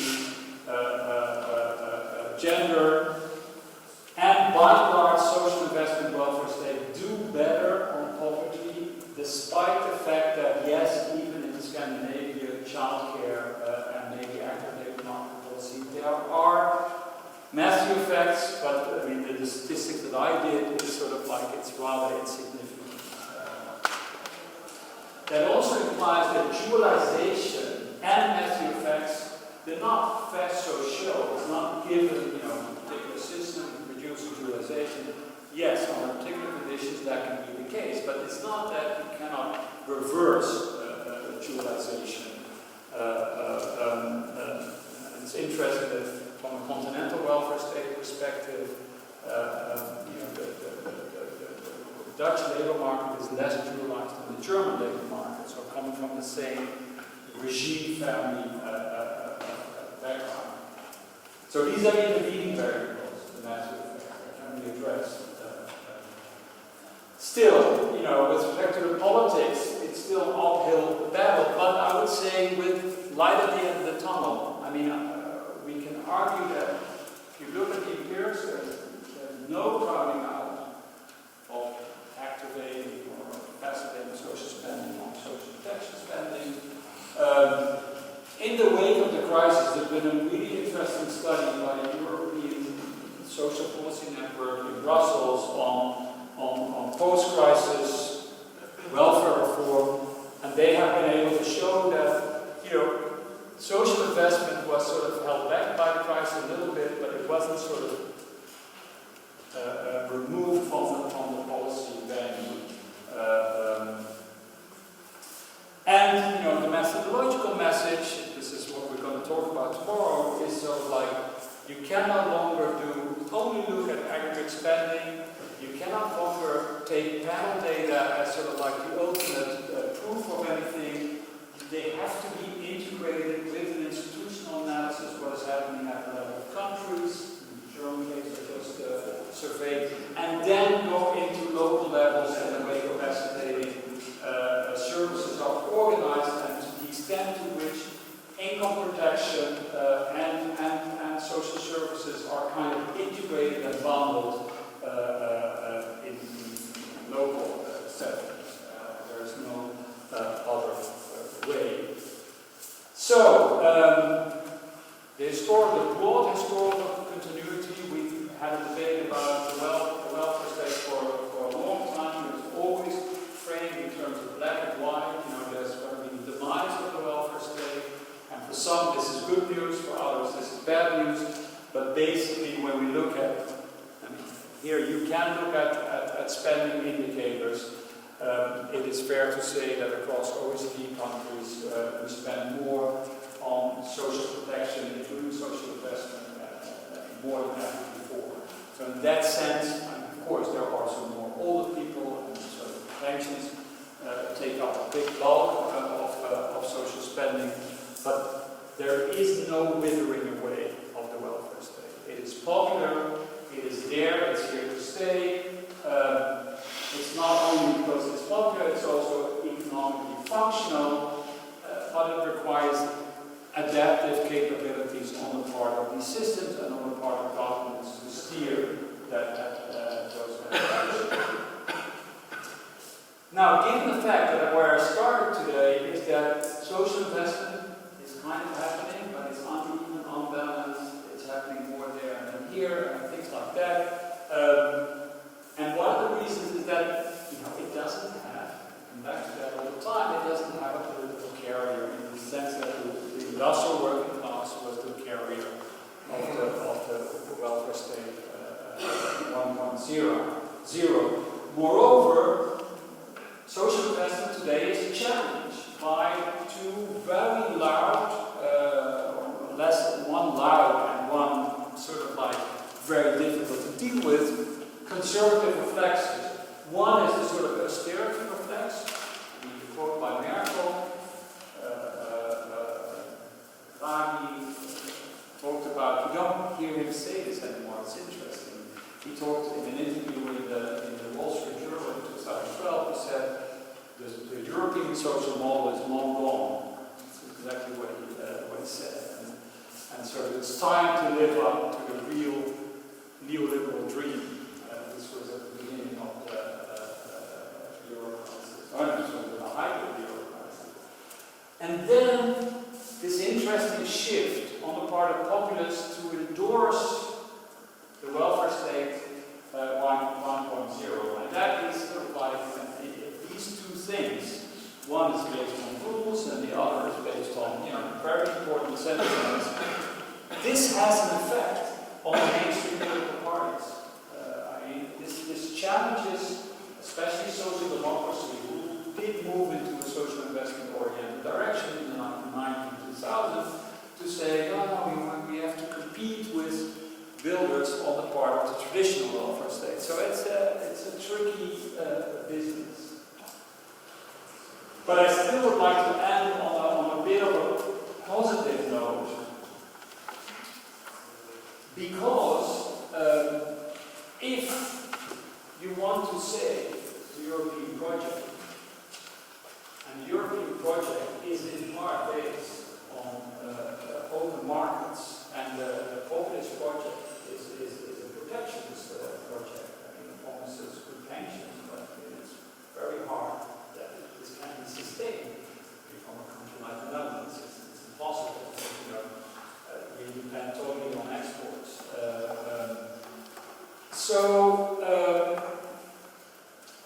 so in a way, the current predicament is one whereby if you want to save the European project, if the current rules actually push Germany to become more social investment oriented, i.e. also economically more successful, if because of the budgetary rules a country like Italy, which indeed, I mean, there's a real sort of historical tragedy, whatever you want to call it. You know, Italy, Spain, and Portugal in the mid-1990s, they were being told, well, we're not sure you can enter EU because, you know, budget deficits and debt and, you know, the pension systems, etc., etc. And then, you know, people like Dini and Amato, I mean, they did a lot of reforms, unquestionable. I mean, not enough to make it sustainable, but they did. And then something terrible happened, in a way, is that they entered EU and then international capital markets, I mean, this is the beginning of the crisis in a way, then thought, okay, these new lender of Germany are part of this bigger German banking system, and so interest rates drop tremendously. So even if you have, you know, 120% of public debt, you could service the debt. That's not a problem. With a little bit of growth, and the growth came from Germany in a way, because Germany was in a really bad shape. I mean, it was talked about this in the Sigma in Europe in 2000. So access Dutch, German, French capital went south to Greece and to Italy, and you know, so because of financialization was thought as a good thing.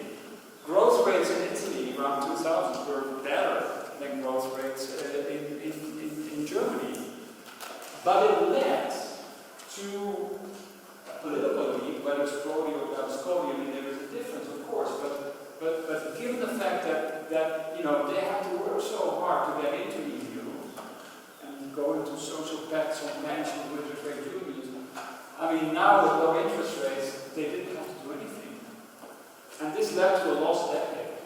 So there were no European incentives and no endogenous incentives. I mean, the Spanish story is a bit different. I mean, here you can see a political elite that kind of sort of internalizes the external constraints. No, what we did is a good thing. We now have to go on. I mean, and Spain did move into a social investment direction, whereas Greece and Italy, I mean, I think it's not, I mean, still, it's not really on the radar because of this lost decade, and now they are confronted with is to enforce the rules of Schäuble and others. So there is no breathing space, and because of that, you get different economic trajectories, and somewhere, I mean, a single currency that has to service two totally different kinds of economies. I mean, my understanding of macroeconomics, I was trained as an economist, but then I showed the science and I did my PhD. That's unsustainable. So somewhere this is going to break. Now, if this is a reality, whether it's politics, it's an economic reality, but you know, it has a political pendant in the sense that, you know, this could have led to the election in the Netherlands. It didn't happen. It could happen to Marine Le Pen becoming prime minister, president, and that's the end of the euro. I mean, these accidents, I don't foresee them happening, but these accidents have never been part of the realm of possibilities, but now they are. So if this is understood by Schäuble and Merkel also understands how the economic logic of what she herself did in family policy, how that works out, then there are serious incentives to kind of think of in the euro framework in a different way. If you want to sustain the euro in the single market with Brexit, and you know, British governments, again, it doesn't really matter left or right, have always been you know, pushing to the brink on any kind of social this is in a way an opportunity to think differently about, you know, the rules of EU. And I've written a paper on this, and given that many people are thinking about different things to stabilize the euro from a social perspective. And my favorite, I mean, it's a little thing, but my favorite suggestion would be the following: is to you know, if the social investment economics is recognized as a valid theoretical proposal, then it makes perfect sense to say something like, okay, if you, a country like Italy, it's not enforced on Italy or Greece or whatever, but let's say countries have this fiscal space, so they don't have to, it's not counted in the Stability and Growth Pact rules. They have this fiscal space to develop towards social investment. And it could be the case that a country like India said, well, what we want to do in this framework is to really expand childcare. This creates a lot of jobs right here and now, mostly for women. It encourages the cognitive and social development of children, and you can do it outside of the books. I mean, this has a feel-good factor, it has a political payoff, and it has potentially, from all we know, but of course, you know, tomorrow can be different, from all we know of the past 15 years, this probably is going to work. This is going to create a lot of jobs, and then, you know, there's going to be a knock-on effect in terms of productivity and employment. And if, let's say, under the same rule, because I think domestic ownership is very crucial, if, let's say, France says, we are going to use this type of money to improve on our vocational training system, because they want to be a bit like Germany, let's say. So it's really, the governments have to put forward proposals. It's not like Brussels saying to Italy, you have to expand childcare. No, there's room. You don't want to use it, or you don't use it. You have to move it, you can use it, but you have to make a proposal.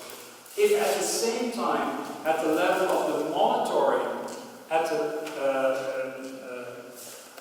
in Brussels, the way these packages are being implemented, you monitor the system, so the intervention, free of charge in a way, is about lifelong human capital, so early childhood to activate it. Those are the options where we have these exemptions to the rules.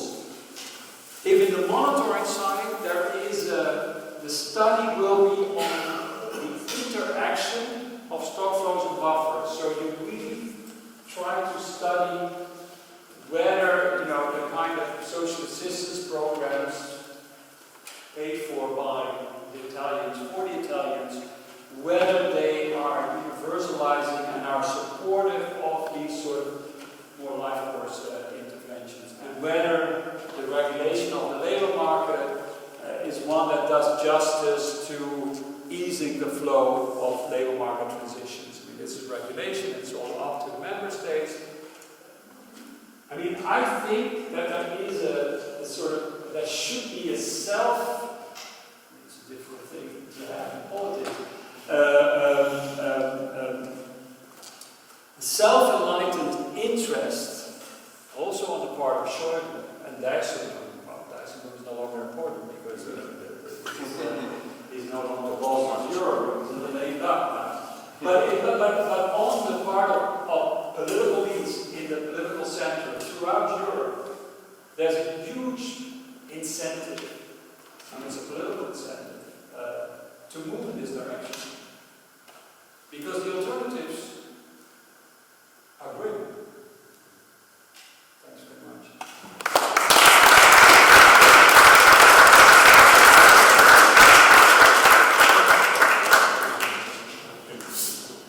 Thank you, Anton, first of all, for your generosity in your attention with the thing.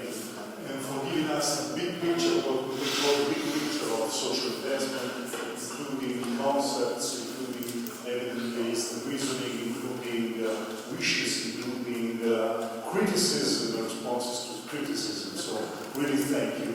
I think we could have 5 minutes for having a break. Do you agree with me, or do you prefer to go on without?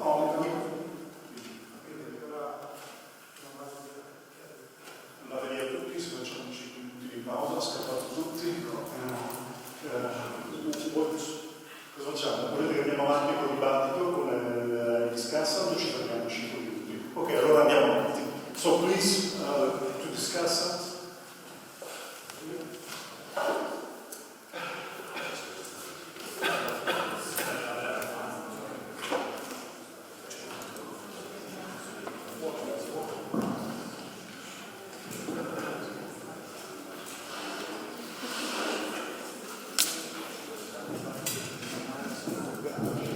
So, thank you very much.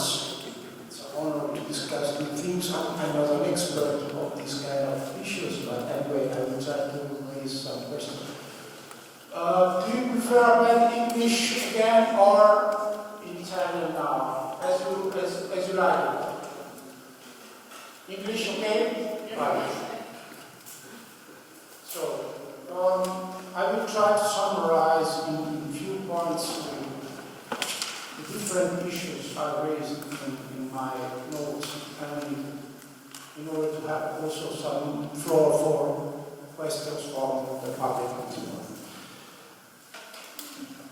So a very general statement is about the fact that I found, as I told you, I'm not an expert in social investment, I mean, not in general in welfare issues, but I think that, and so maybe I'm going to say some stupid things, but anyway, this is the very general statement that is that I think that it's very important to, we have to recognize that this paradigm of social investment is a way to reintroduce social policies in the EU concern. And I'm saying this because despite what we think, usually social policy matters are always at the center of the political debate, but at the national level much more than at the EU level. Of course, we are talking about at the EU level issues of in general social policies, but we are always talking about the costs of social policies. And we are talking very much less about projects, about the social policies as a terrain of investment in this sense. So I think that it's a very important paradigm to be taken seriously and to develop. So the following points are only some very rough points about possibilities of development of this kind of paradigm.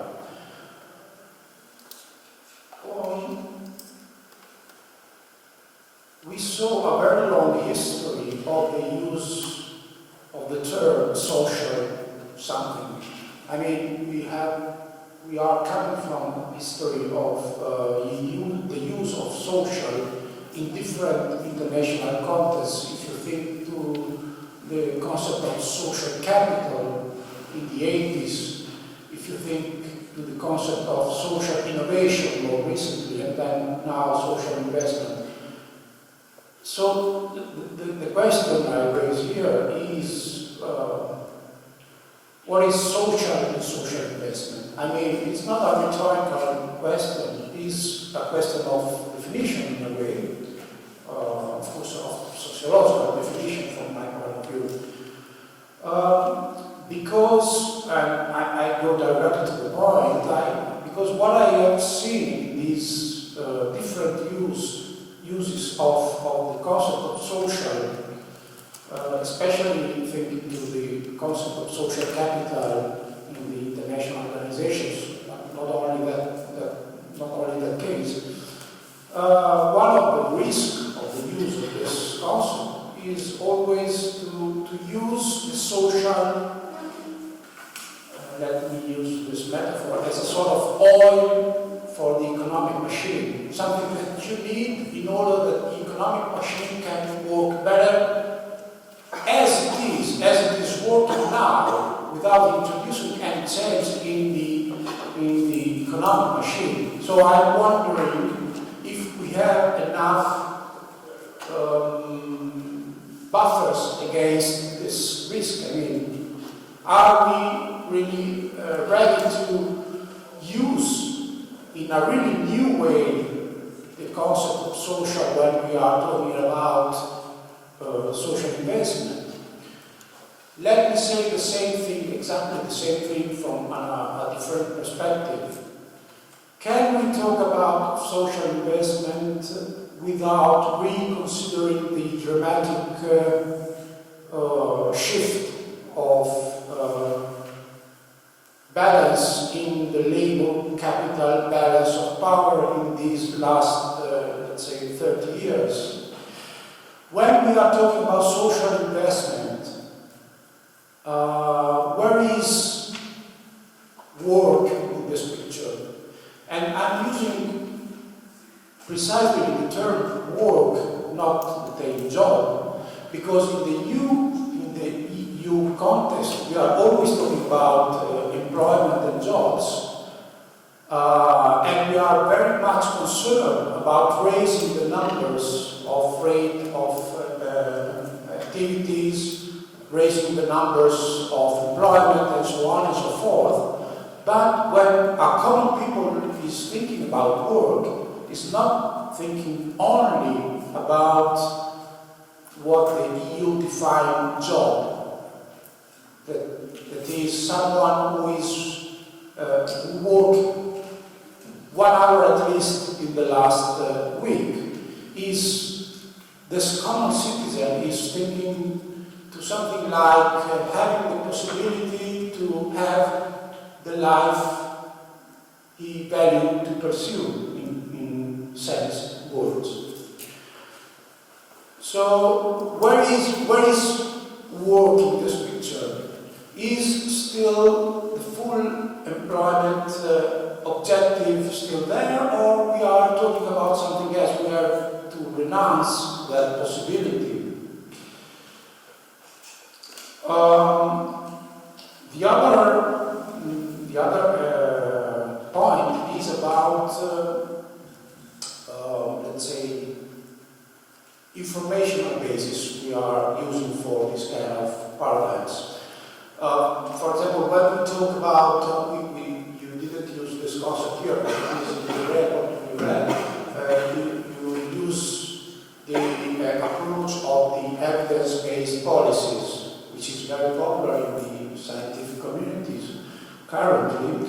And when I read evidence-based policies, I'm always wondering what are the informational basis of these evidences. I mean, the informational basis, probably you know it, but is a Matthias-Sein concept, and he says that informational basis is something that infrastructure, structure the territory which you are going to act. So, who is concurring, who is actively participating in the definition of the matters we are dealing with? Are the knowledge of the common subjects really involved in the definition of these informational basis?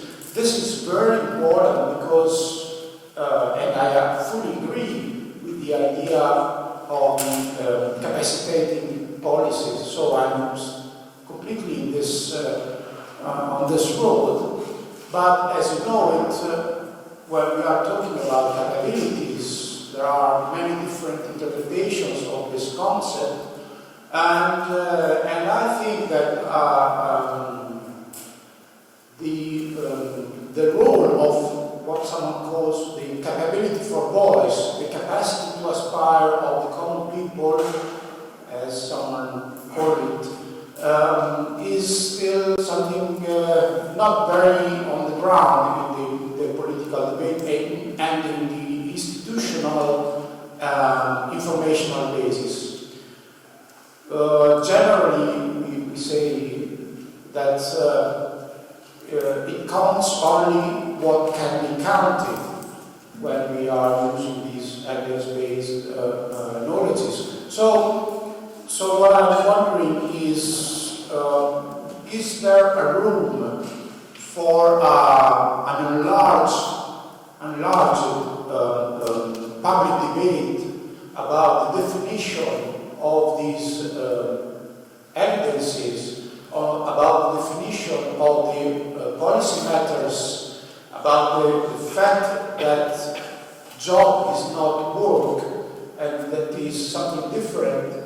And when we are counting jobs, we are not counting the quality of the employments we are producing. And I'm talking about quality in terms of conditions of work and in terms of sustainability in the time of these jobs.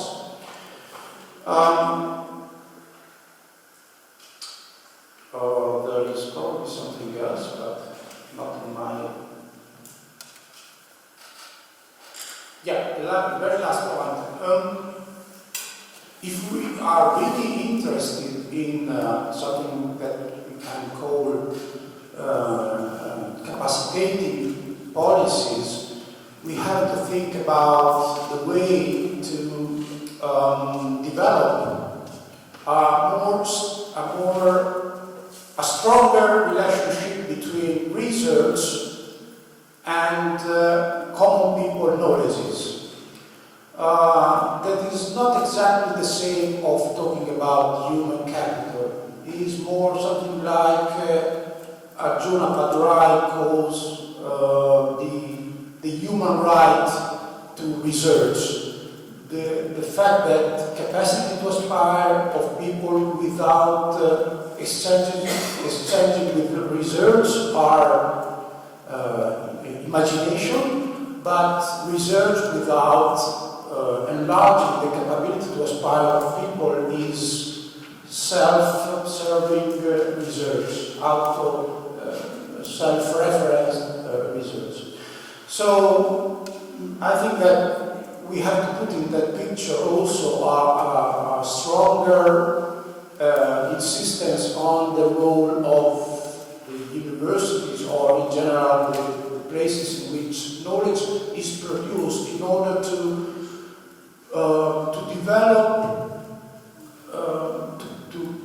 to go towards what Michael Baldwin called mutual learning between research and common people. And this could be an help for the social investment paradigm. Thank you.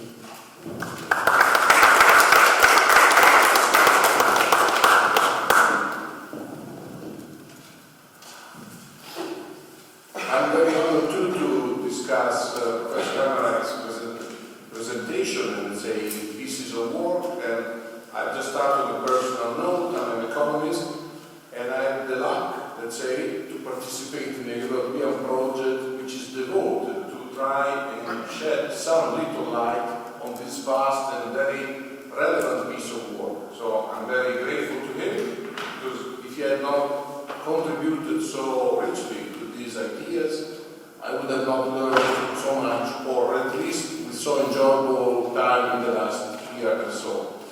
But I'm an economist, so I'm probably lacking a bit on the sociological and political side of the story, and so I'll try to focus a bit more on my perspective. And I have to say, starting that, I also had the opportunity recently to read Professor Emerijck's paper, which is an assessment of social investment policy in Europe. And I found that very interesting in the sense that now we're already in a moment in which we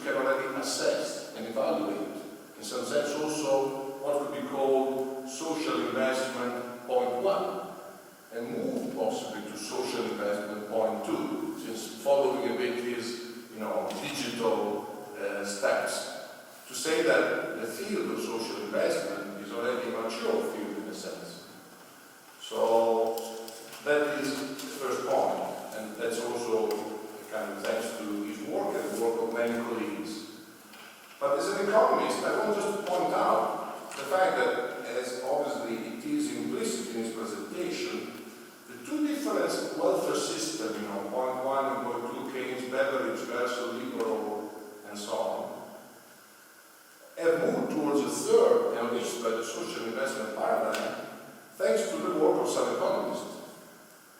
People like,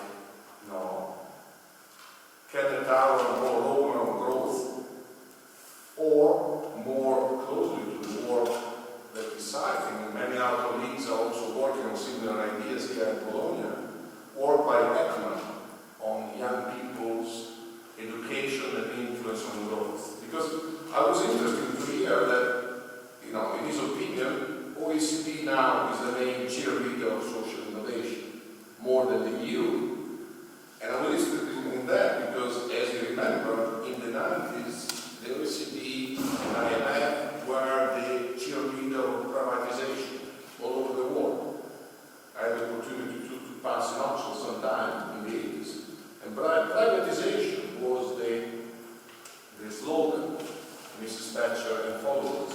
And more or less, Cameron's policies are just a kind of second child of that age, and possibly Theresa May would like to be like Mrs. Thatcher, but probably she's not. Anyway, the point is the OECD is talking about growth, and because of that, as also the European goals, growth passes through education and knowledge. So to my perspective, after all, the Lisbon strategy has not been a lost decade, because knowledge is, for economists, the source of everything. And in a sense, we're going back to Adam Smith, because knowledge meant productivity then and means productivity now. But we don't know how to produce knowledge, or we don't know enough about that. So that is to me a very important point to remember from my perspective of the importance of the social investment paradigm. That the social investment paradigm, in my reading, enables social scientists to find a common ground through the life course perspective, and obviously one should also remember the work of Montigliani about that, creating a common framework. There could be criticism, and some of our colleagues in Bologna working on early childhood and other themes are correctly criticizing possibly this approach, but at least we have a common ground to talk about. So that I think is a very important element of this work. But to go a bit more specific points, let's say I will follow 3 points very briefly to keep up with the time. The first one is following a bit 3 points which I took a bit from Professor Emerijck's report on the assessment of social investment. 3 points which came to me as important points through the very interesting approach, also methodological approach, which is trying to mix a micro approach, which obviously I like very much as a microeconomist, with a macro or classical approach, with an intermediate in either institutional or basal or qualitative approach, which tries to clarify the importance of synergies between institutions, which I think is very interesting too, from an economic point of view that can be traced to the Stanford School of Economics. Institutions as a way to improve growth and development. And I would say 3 points.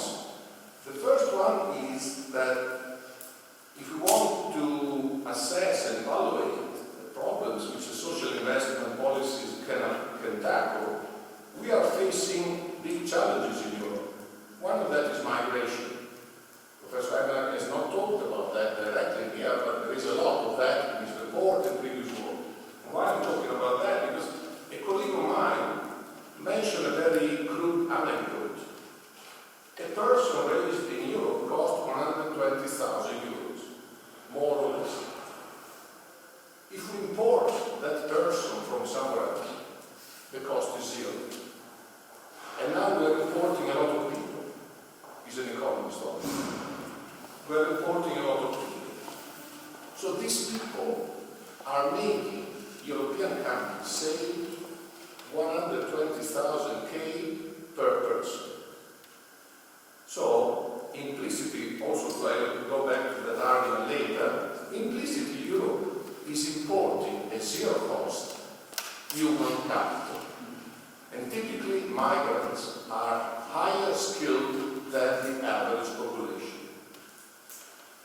So that I think is an important area where the logic of social investment could become a policy instrument to transform a challenge into a possible opportunity.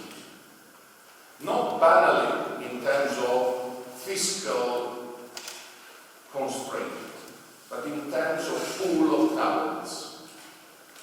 And I want to make another personal anecdote. I've been teaching in Foggia, which is in the south of Italy, in the region of Apulia, for 3 years in my career, before coming back to Forlì and Bologna.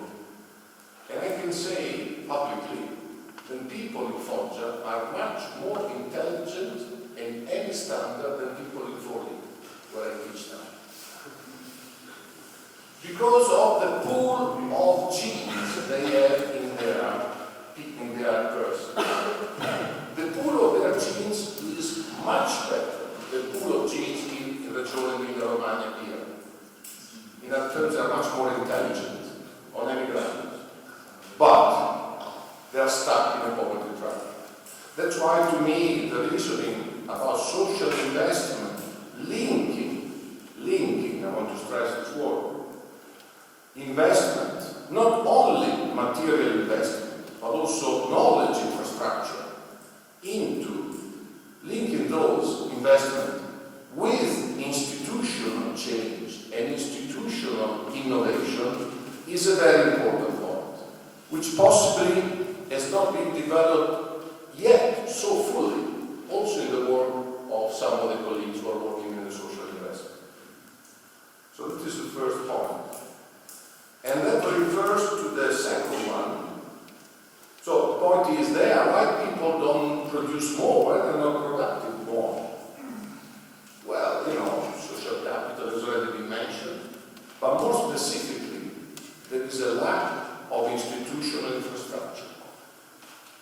I had the opportunity to be there when the new university was founded, the University of Foggia, which dilapidated 40 million euro in 3 years to employ friends of friends. So the money was there. There was no lack of social investment. Money was there. It was the institutional infrastructure which was lacking, and still is lacking. And I'm linking this to the work of very important colleagues such as Constanzo Ranci and Yuri Kapazov, which are contributing also to the current book which Professor Hemerijck is publishing now. And I have to say that, despite the fact that obviously I esteem very much these colleagues, I'm a bit more optimistic than them, both in general and both relevant to Italy. And since we are in Bologna, possibly we can do a bit more optimistic about Italy. But I don't want to be optimistic just for the sake of it, but trying to argue about that. Because the title of their contribution is, or was, possibly has been changed in a less dramatic way, Social Investment in Italy, semicolon, Mission Impossible. So, very good title, catchy, sexy, but I think not fully correct. And I'm trying to say why. Also because I'm spending European money to do that, so I have to deliver something. Their point is clear, and it's clear to all Italians. In Italy, we lack a coherent national policy, we have a north-south divide, we have fragmented policies, no full system of social policy, and whatever you want to say. And everything is completely right. But there is a but to me.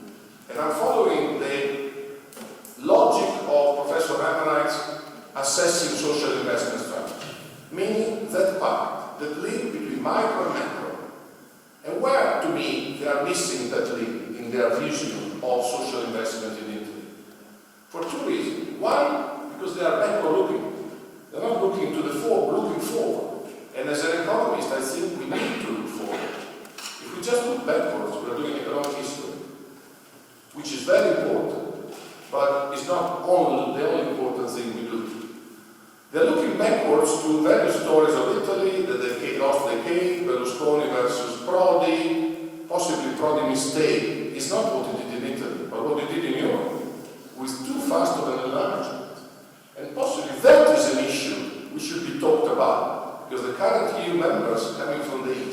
are the most conservative members of the European Union, despite having given much more money than all the other rest of European countries.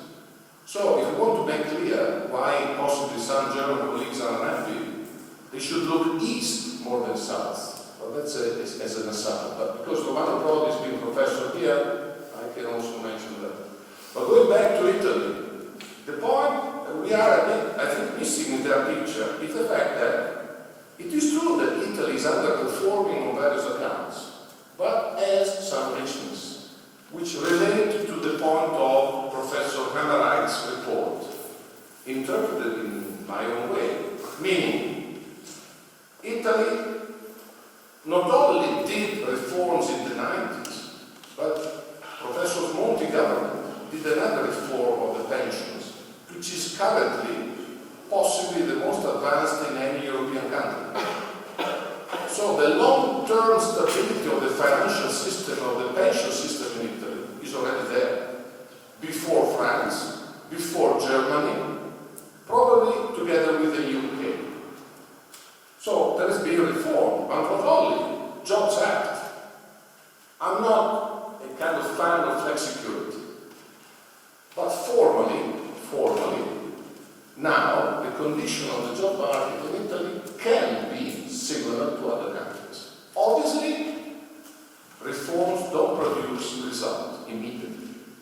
They need time. And as you know, as we all know, that was the space that the former Prime Minister Matteo Renzi was negotiating in Brussels.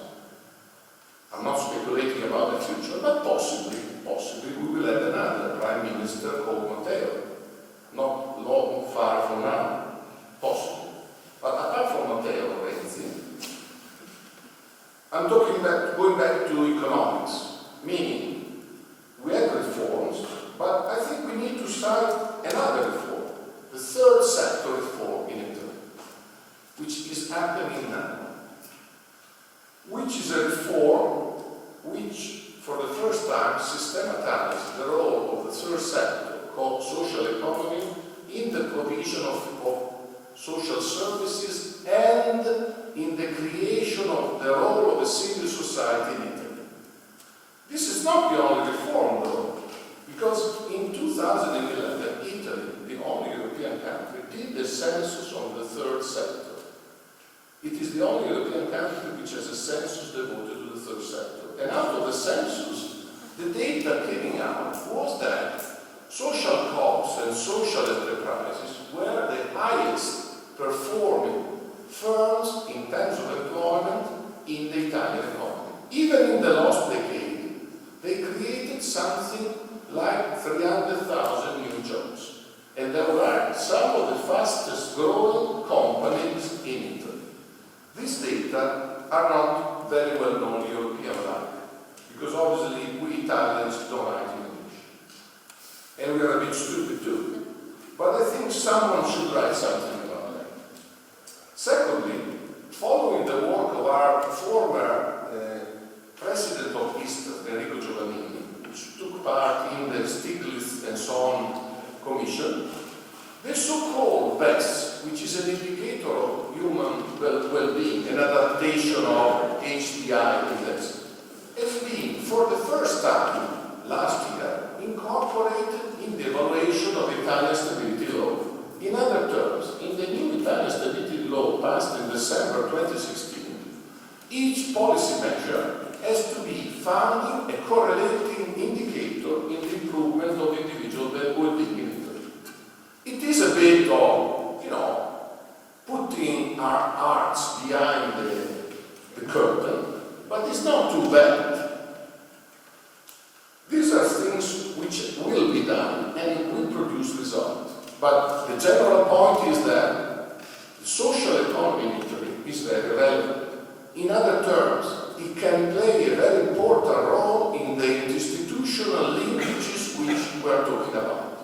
And the social economy in Italy is one of the strongest in Europe, according to any statistics. But I want to give you also a simple example. Going back to Apulia, Foggia is an Apulia. In 2006, Apulia launched an which is very simple idea. Instead of giving money to young people who are unemployed, we want them to finance projects of social entrepreneurial kind. This policy has been very successful. Not very people talk about that. We talk about that in our little project. And this has been a very innovative social policy implemented since 2006. It's not necessarily so sexy, because Puglia is not very sexy, but it is an example of social investment policy which has created jobs, has recuperated assets previously owned by mafias, and has shown a different way to do policy in the south of Italy. I'm just making this example to say that in Italy, clearly we have anecdotal areas, but Italy is a country of regions. And that's my last point in general. Europe is a continent of regions. It's not a continent of countries, and will never be anymore probably. Because despite of populism, countries are working less and less, and regions are working more and more. So to me, an important aspect of the reasoning of the social investment should go towards more regional discussion, meaning capacitating territories, not only capacitating fiscal space for macroeconomic policies. And I will close on this, since I've been a bit too long. I liked a lot, in some sense, the restating by Professor Emerijck of the famous Margaret Thatcher saying, "There is no alternative." Margaret Thatcher's "there is no alternative" was not very nice way of saying. I think I enjoyed it very much instead, Professor Emerijck. There is no alternative to Europe if we don't solve this asymmetry. And this idea of fiscal space possibly is implementable. Partially was launched by Juncker in this idea of investment plan, but I think it's a space which can be talked about, because there is fiscal space. And the probably to me, the main mistake of Angela Merkel has been the fiscal consolidation with regard to zero budget. Because that it is not only a neoliberal, it is a wrong economic objective. Zero budget deficit is a wrong economic objective. So, the point to conclude is that I personally not only enjoy, but I think it's still very fruitful to talk about social investment, because we need to talk more about social investment. However, it is also true that a lot of people now talk about social investment in the financial perspective, investing private equity into social ventures. And this discussion, very important, social impact bonds and the rest, is a bit polluting the logic we're talking about here, but possibly that is for further discussion. Thank you.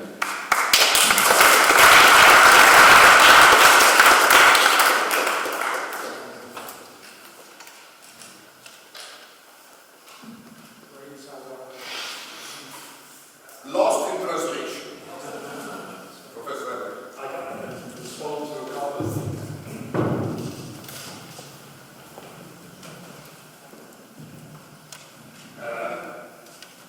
I think that's actually your last point is very, very important, and I should have addressed it in a way in this volume, because I was when I was at CEO the past 4 years, I was sort of looking at the government website and whether they have social investment, and then yes, they have. There's many hits on social investment, and it's all about using private capital to do something social.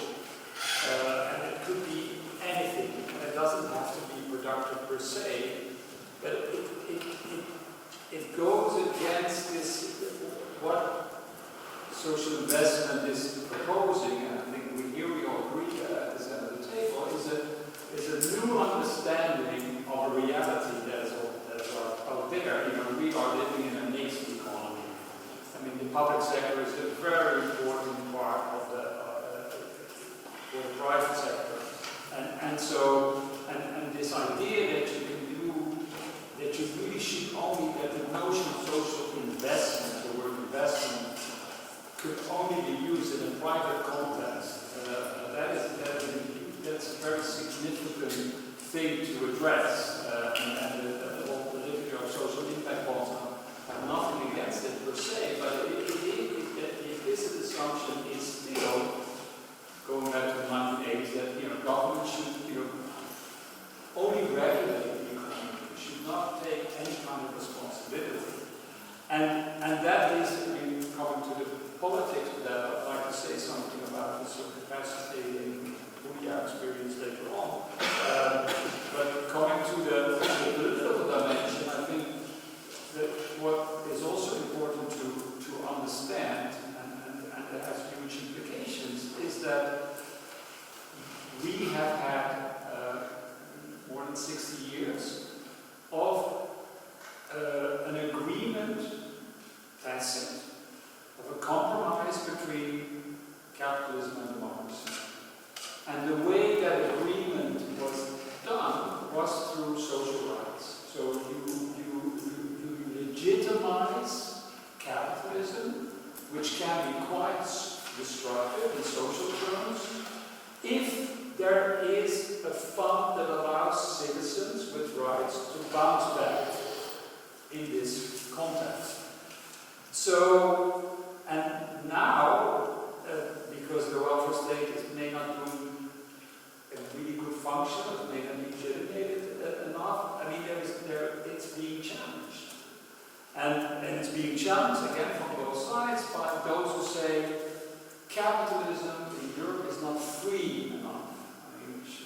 And then on the other hand, there are those who say, we need much more protection of the old style. And I think one of the creative impulses of the welfare state, and it's changing, is, this sort of trying to search out a compromise between democracy and capitalism. And today, there is some of you will probably know the work of Wolfgang Streeck. I used to work with him at Mark Institute, but he has really sort of come to the conclusion that this compromise between capitalism and democracy lasted for a long time, but basically it was brought up by inflation, it was brought up by deficits, by public debt, and then you could finance the welfare state on your credit card, and now it's paid back time. So in a way, it's an impossibility theory of a compromise between democracy and capitalism. And my sense is, no, I don't think that is still impossible. And here, the way that I would like to think about the evidence base here is in a rather simple way, which answers some of your questions. If you take opinion polls seriously,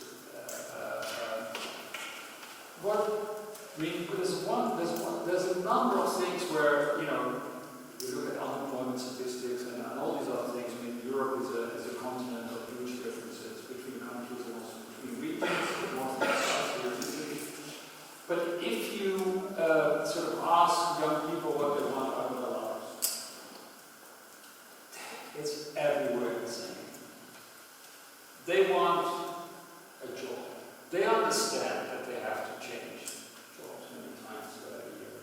But they also want to establish a family. And on average, European youngsters want 2.1 children. Well, that's impossible. But 2 should be possible. But then, the institutional dimension becomes very important, because why is there low fertility in so many parts in Eastern Europe? It has to do with employment opportunities. It used to be the case here in Italy, where fertility was higher in Sweden in the 1950s and 60s in Sweden, where women worked, that the correlation was, if women don't work, they have no children. Today, the correlation is the opposite. young people decide to have children, which they want, only when they kind of secure their position in the labor market. That doesn't have to be a lifetime job, but it does have to be a job that, you know, physicians over the life course have to be manageable. Because if you think about, you know, the kind of risks that they have to take, they will postpone and they will not have children, and that will undermine, you know, the long-term sustainability of the pension system, with or without the Monty reforms. Now, what they also want is healthcare, basic healthcare, and they want good education for their children. I mean, these things, in a sort of, if that would be the discussion of a political debate, I mean, first of all,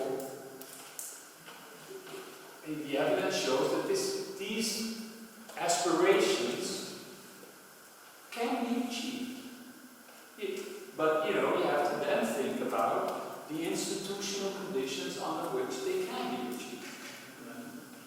Go back to social investment in a way. So that part is not too difficult. So here, on the basis of this kind of information, I can't see that international capital, including Donald Trump, would be so stupid to undermine these aspirations in order to go for the, what states call the consolidation state of you know, this payback time, because it's just, it won't, it's an internal contradiction. It will fail miserably, and it doesn't have to fail miserably, and that's my point.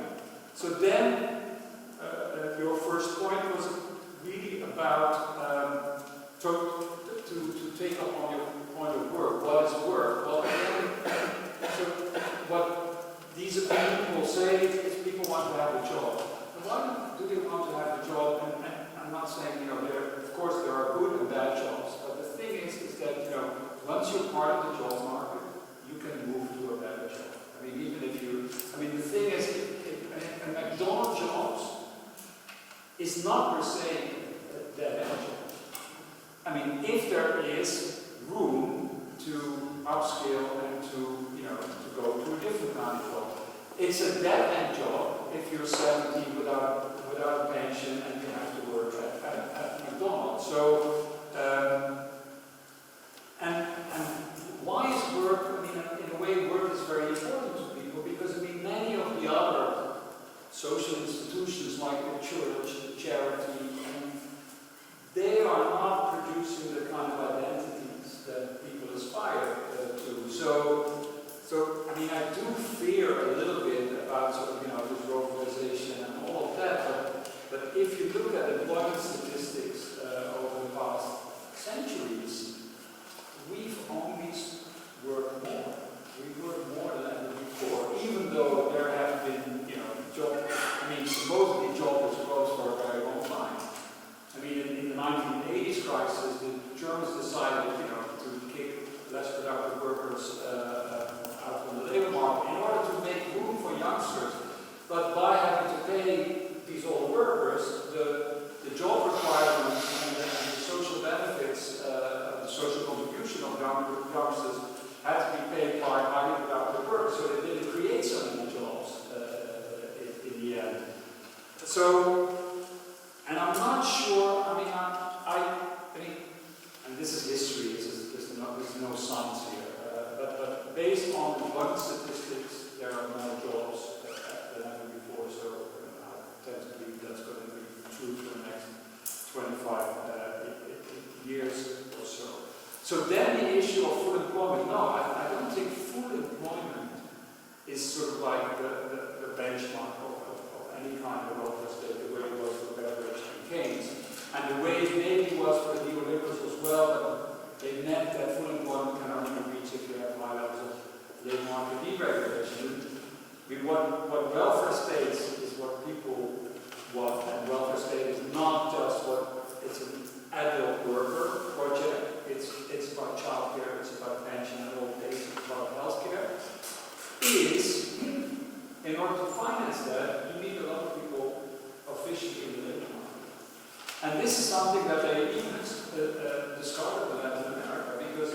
some of the neoliberal terms in the 1990s, on the basis of the World Bank, is that actually that led to a huge informalization of the labor market. And then you cannot finance anything. So the whole cash conditional transfers is trying to get people into the labor market, part subsidized, but once they go over the threshold, they start paying into social insurance funds. And I think, so both from an economics point of view, but also from an identity point of view, self-respect, being part of something formal, and it could also be, the third sector job, is very foundational today in sociological terms. Where does I cannot answer all questions, but where does it leave the EU? And here, I'm not sure if, you say social investment is a good way to kind of socialize the European Union. And I think that's true. But I've been part of the Brussels network for quite a long time, and at the end of the day, it's the stability and growth trumps any time. They say we agree. I'm a big fan of social investment, but we have a huge crisis right now, so let's fix this, and then we go back to social investment. And I say no, you fix it with social investment. What? That can't be true. That's too good to be true for any kind of economist to believe in. So then, and the other dimension, it's more political, is that in a very strange way, national states are tremendously jealous of their own social space. So even though the single market and the EU and the stability kind of undermines the sovereignty of national states to be welfare states, they are unable to kind of say, well, in order to ensure my welfare state in the bigger concept of our currency, I need some kind of reinsurance at the Frankfurt or Brussels level. They can't, for political reasons, they can't make that jump. So then the question is, what should it then be? And here, this consistent with the proposal I put on the table at the end, is that for the time being, what Europe needs to become, which it is not now, is, and I have a term for that, and I'm looking for a better term, because I don't like it. It's to act as a holding environment of active welfare states to prosper. So, if the recognition is, part of the agreement is, social investment welfare states are better in well-being, economic and social terms than the two alternatives that are on the table, welfare state 1.0, 2.0, then what Europe should become is a proud holding environment for these active social investment welfare states to prosper. What it is now is a disciplined environment against wasteful welfare states. Although they might acknowledge social investment is good. And if you then want to operationalize the holding environment, in a way it's a bit like, and it's not going back to the 50s, but before EU, one of the, social insurance has always been a big shock absorber, but the biggest shock absorber in social terms was the right to inflation, the right to devaluation. And if you take away the right to devaluation for all good reasons of stability, travel, financial transactions, and what have you, it's not an insane project. But then you should have a functional equivalent of devaluation. Because otherwise you have 20%, 40% of youth unemployment forever and ever in a place like Spain. So, and this is what Europe at the moment is not. And there is an interesting development going on. I'm not sure I'm ever going to meet him, but I'm part of a working group that is on so there's the Euro social,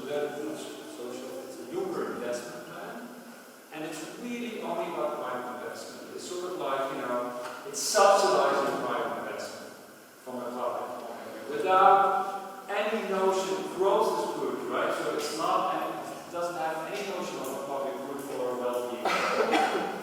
Now, Juncker is being criticized for that. So he's put together a big commission. I think it's chaired by Omar Al-Ghawi. I won't ever see him, but I'm part of a working group on public investment using the kind of social investment policy theory to think about, okay, what is the social infrastructure you need for social investment to prosper? And this is where Europe, for political reasons, is moving towards. And that indeed is consistent with what you said about the third sector. Because in Italy, Italy is a very good example. There's a lot of money in the third sector, and a lot of money with banking foundations. And they do all kinds of good things, subsidizing big exhibits. But now, in this Renzi tried to trick them into saying, you know, you're so rich, we're going to tax you.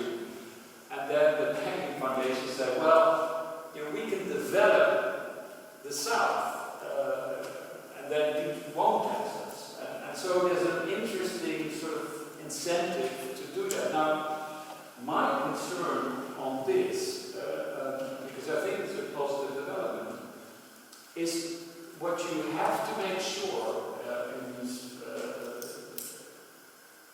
mid-public-private social investment-oriented investment. I know from Turin that actually the third sector is heavily involved in early childhood education, care, leave programs, you know, together with employers. This is all good. But what is very important is to monitor these systems in a methodologically same way for reasons of transparency. So, you know, you want to learn from the failures and the successes, and also for reasons, I mean, it seems to be implying that with respect to the University of Foggia, if I'm not correct, is that, you know, in any kind of sort of implicit contract that we have amongst ourselves and family members, there is always the danger, as we're all saying, of clientelism. And this is something that we need to have monitoring and learning mechanisms to kind of sort of preempt that temptation. And I think that's where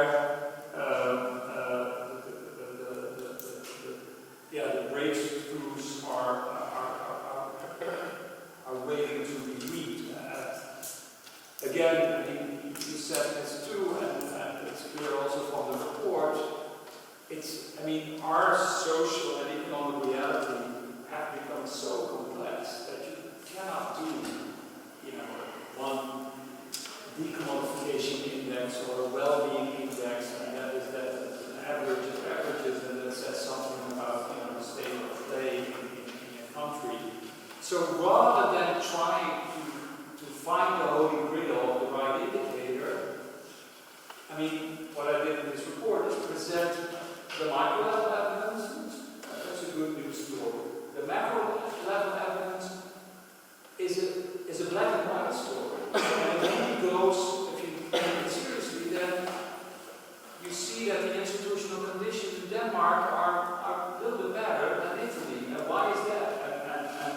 And Ranzi and Mazepov have come up with, you know, a backward-looking, but still a pretty good explanation for those macro-level outcomes. Now, the information that you then get from the institutional analysis, both, it's all meso, but also at the local level, is that it does allow policymakers to get a handle on where to move to. And you cannot say Italy should be like Sweden. I mean, okay, how do we do that?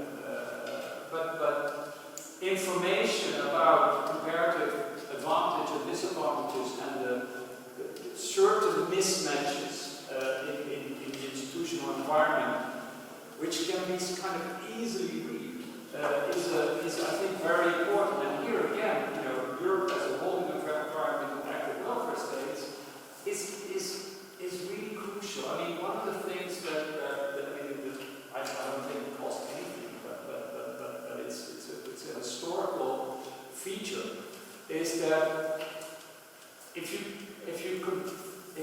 look at school performance, and then why is it that on average, it's an average, southern countries, including France, don't do so well on school performance. And there's been sort of, in France they did interesting experiments,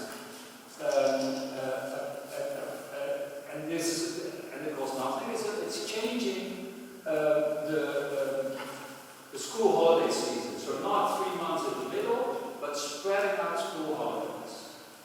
Because if you have 3 months doing nothing, and in 4 areas there are no training camps and language courses, whatever you want to go to, then you lose a lot of what you learned the next year that you have to start in October to recoup. So then the question is, so why is it that, you know, these countries have these school holidays?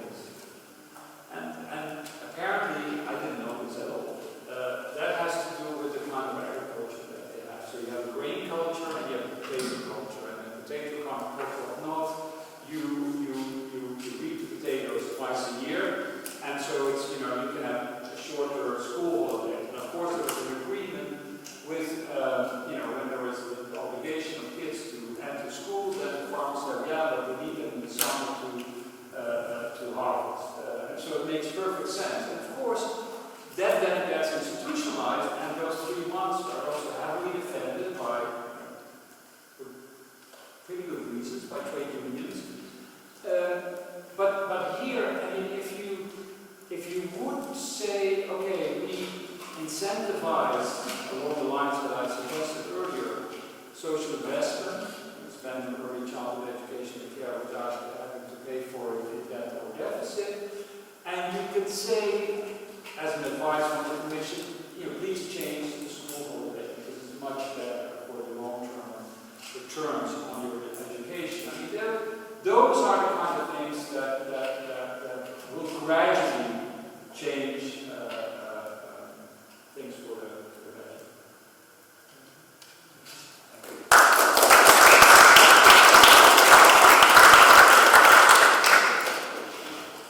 Okay, it's finally, but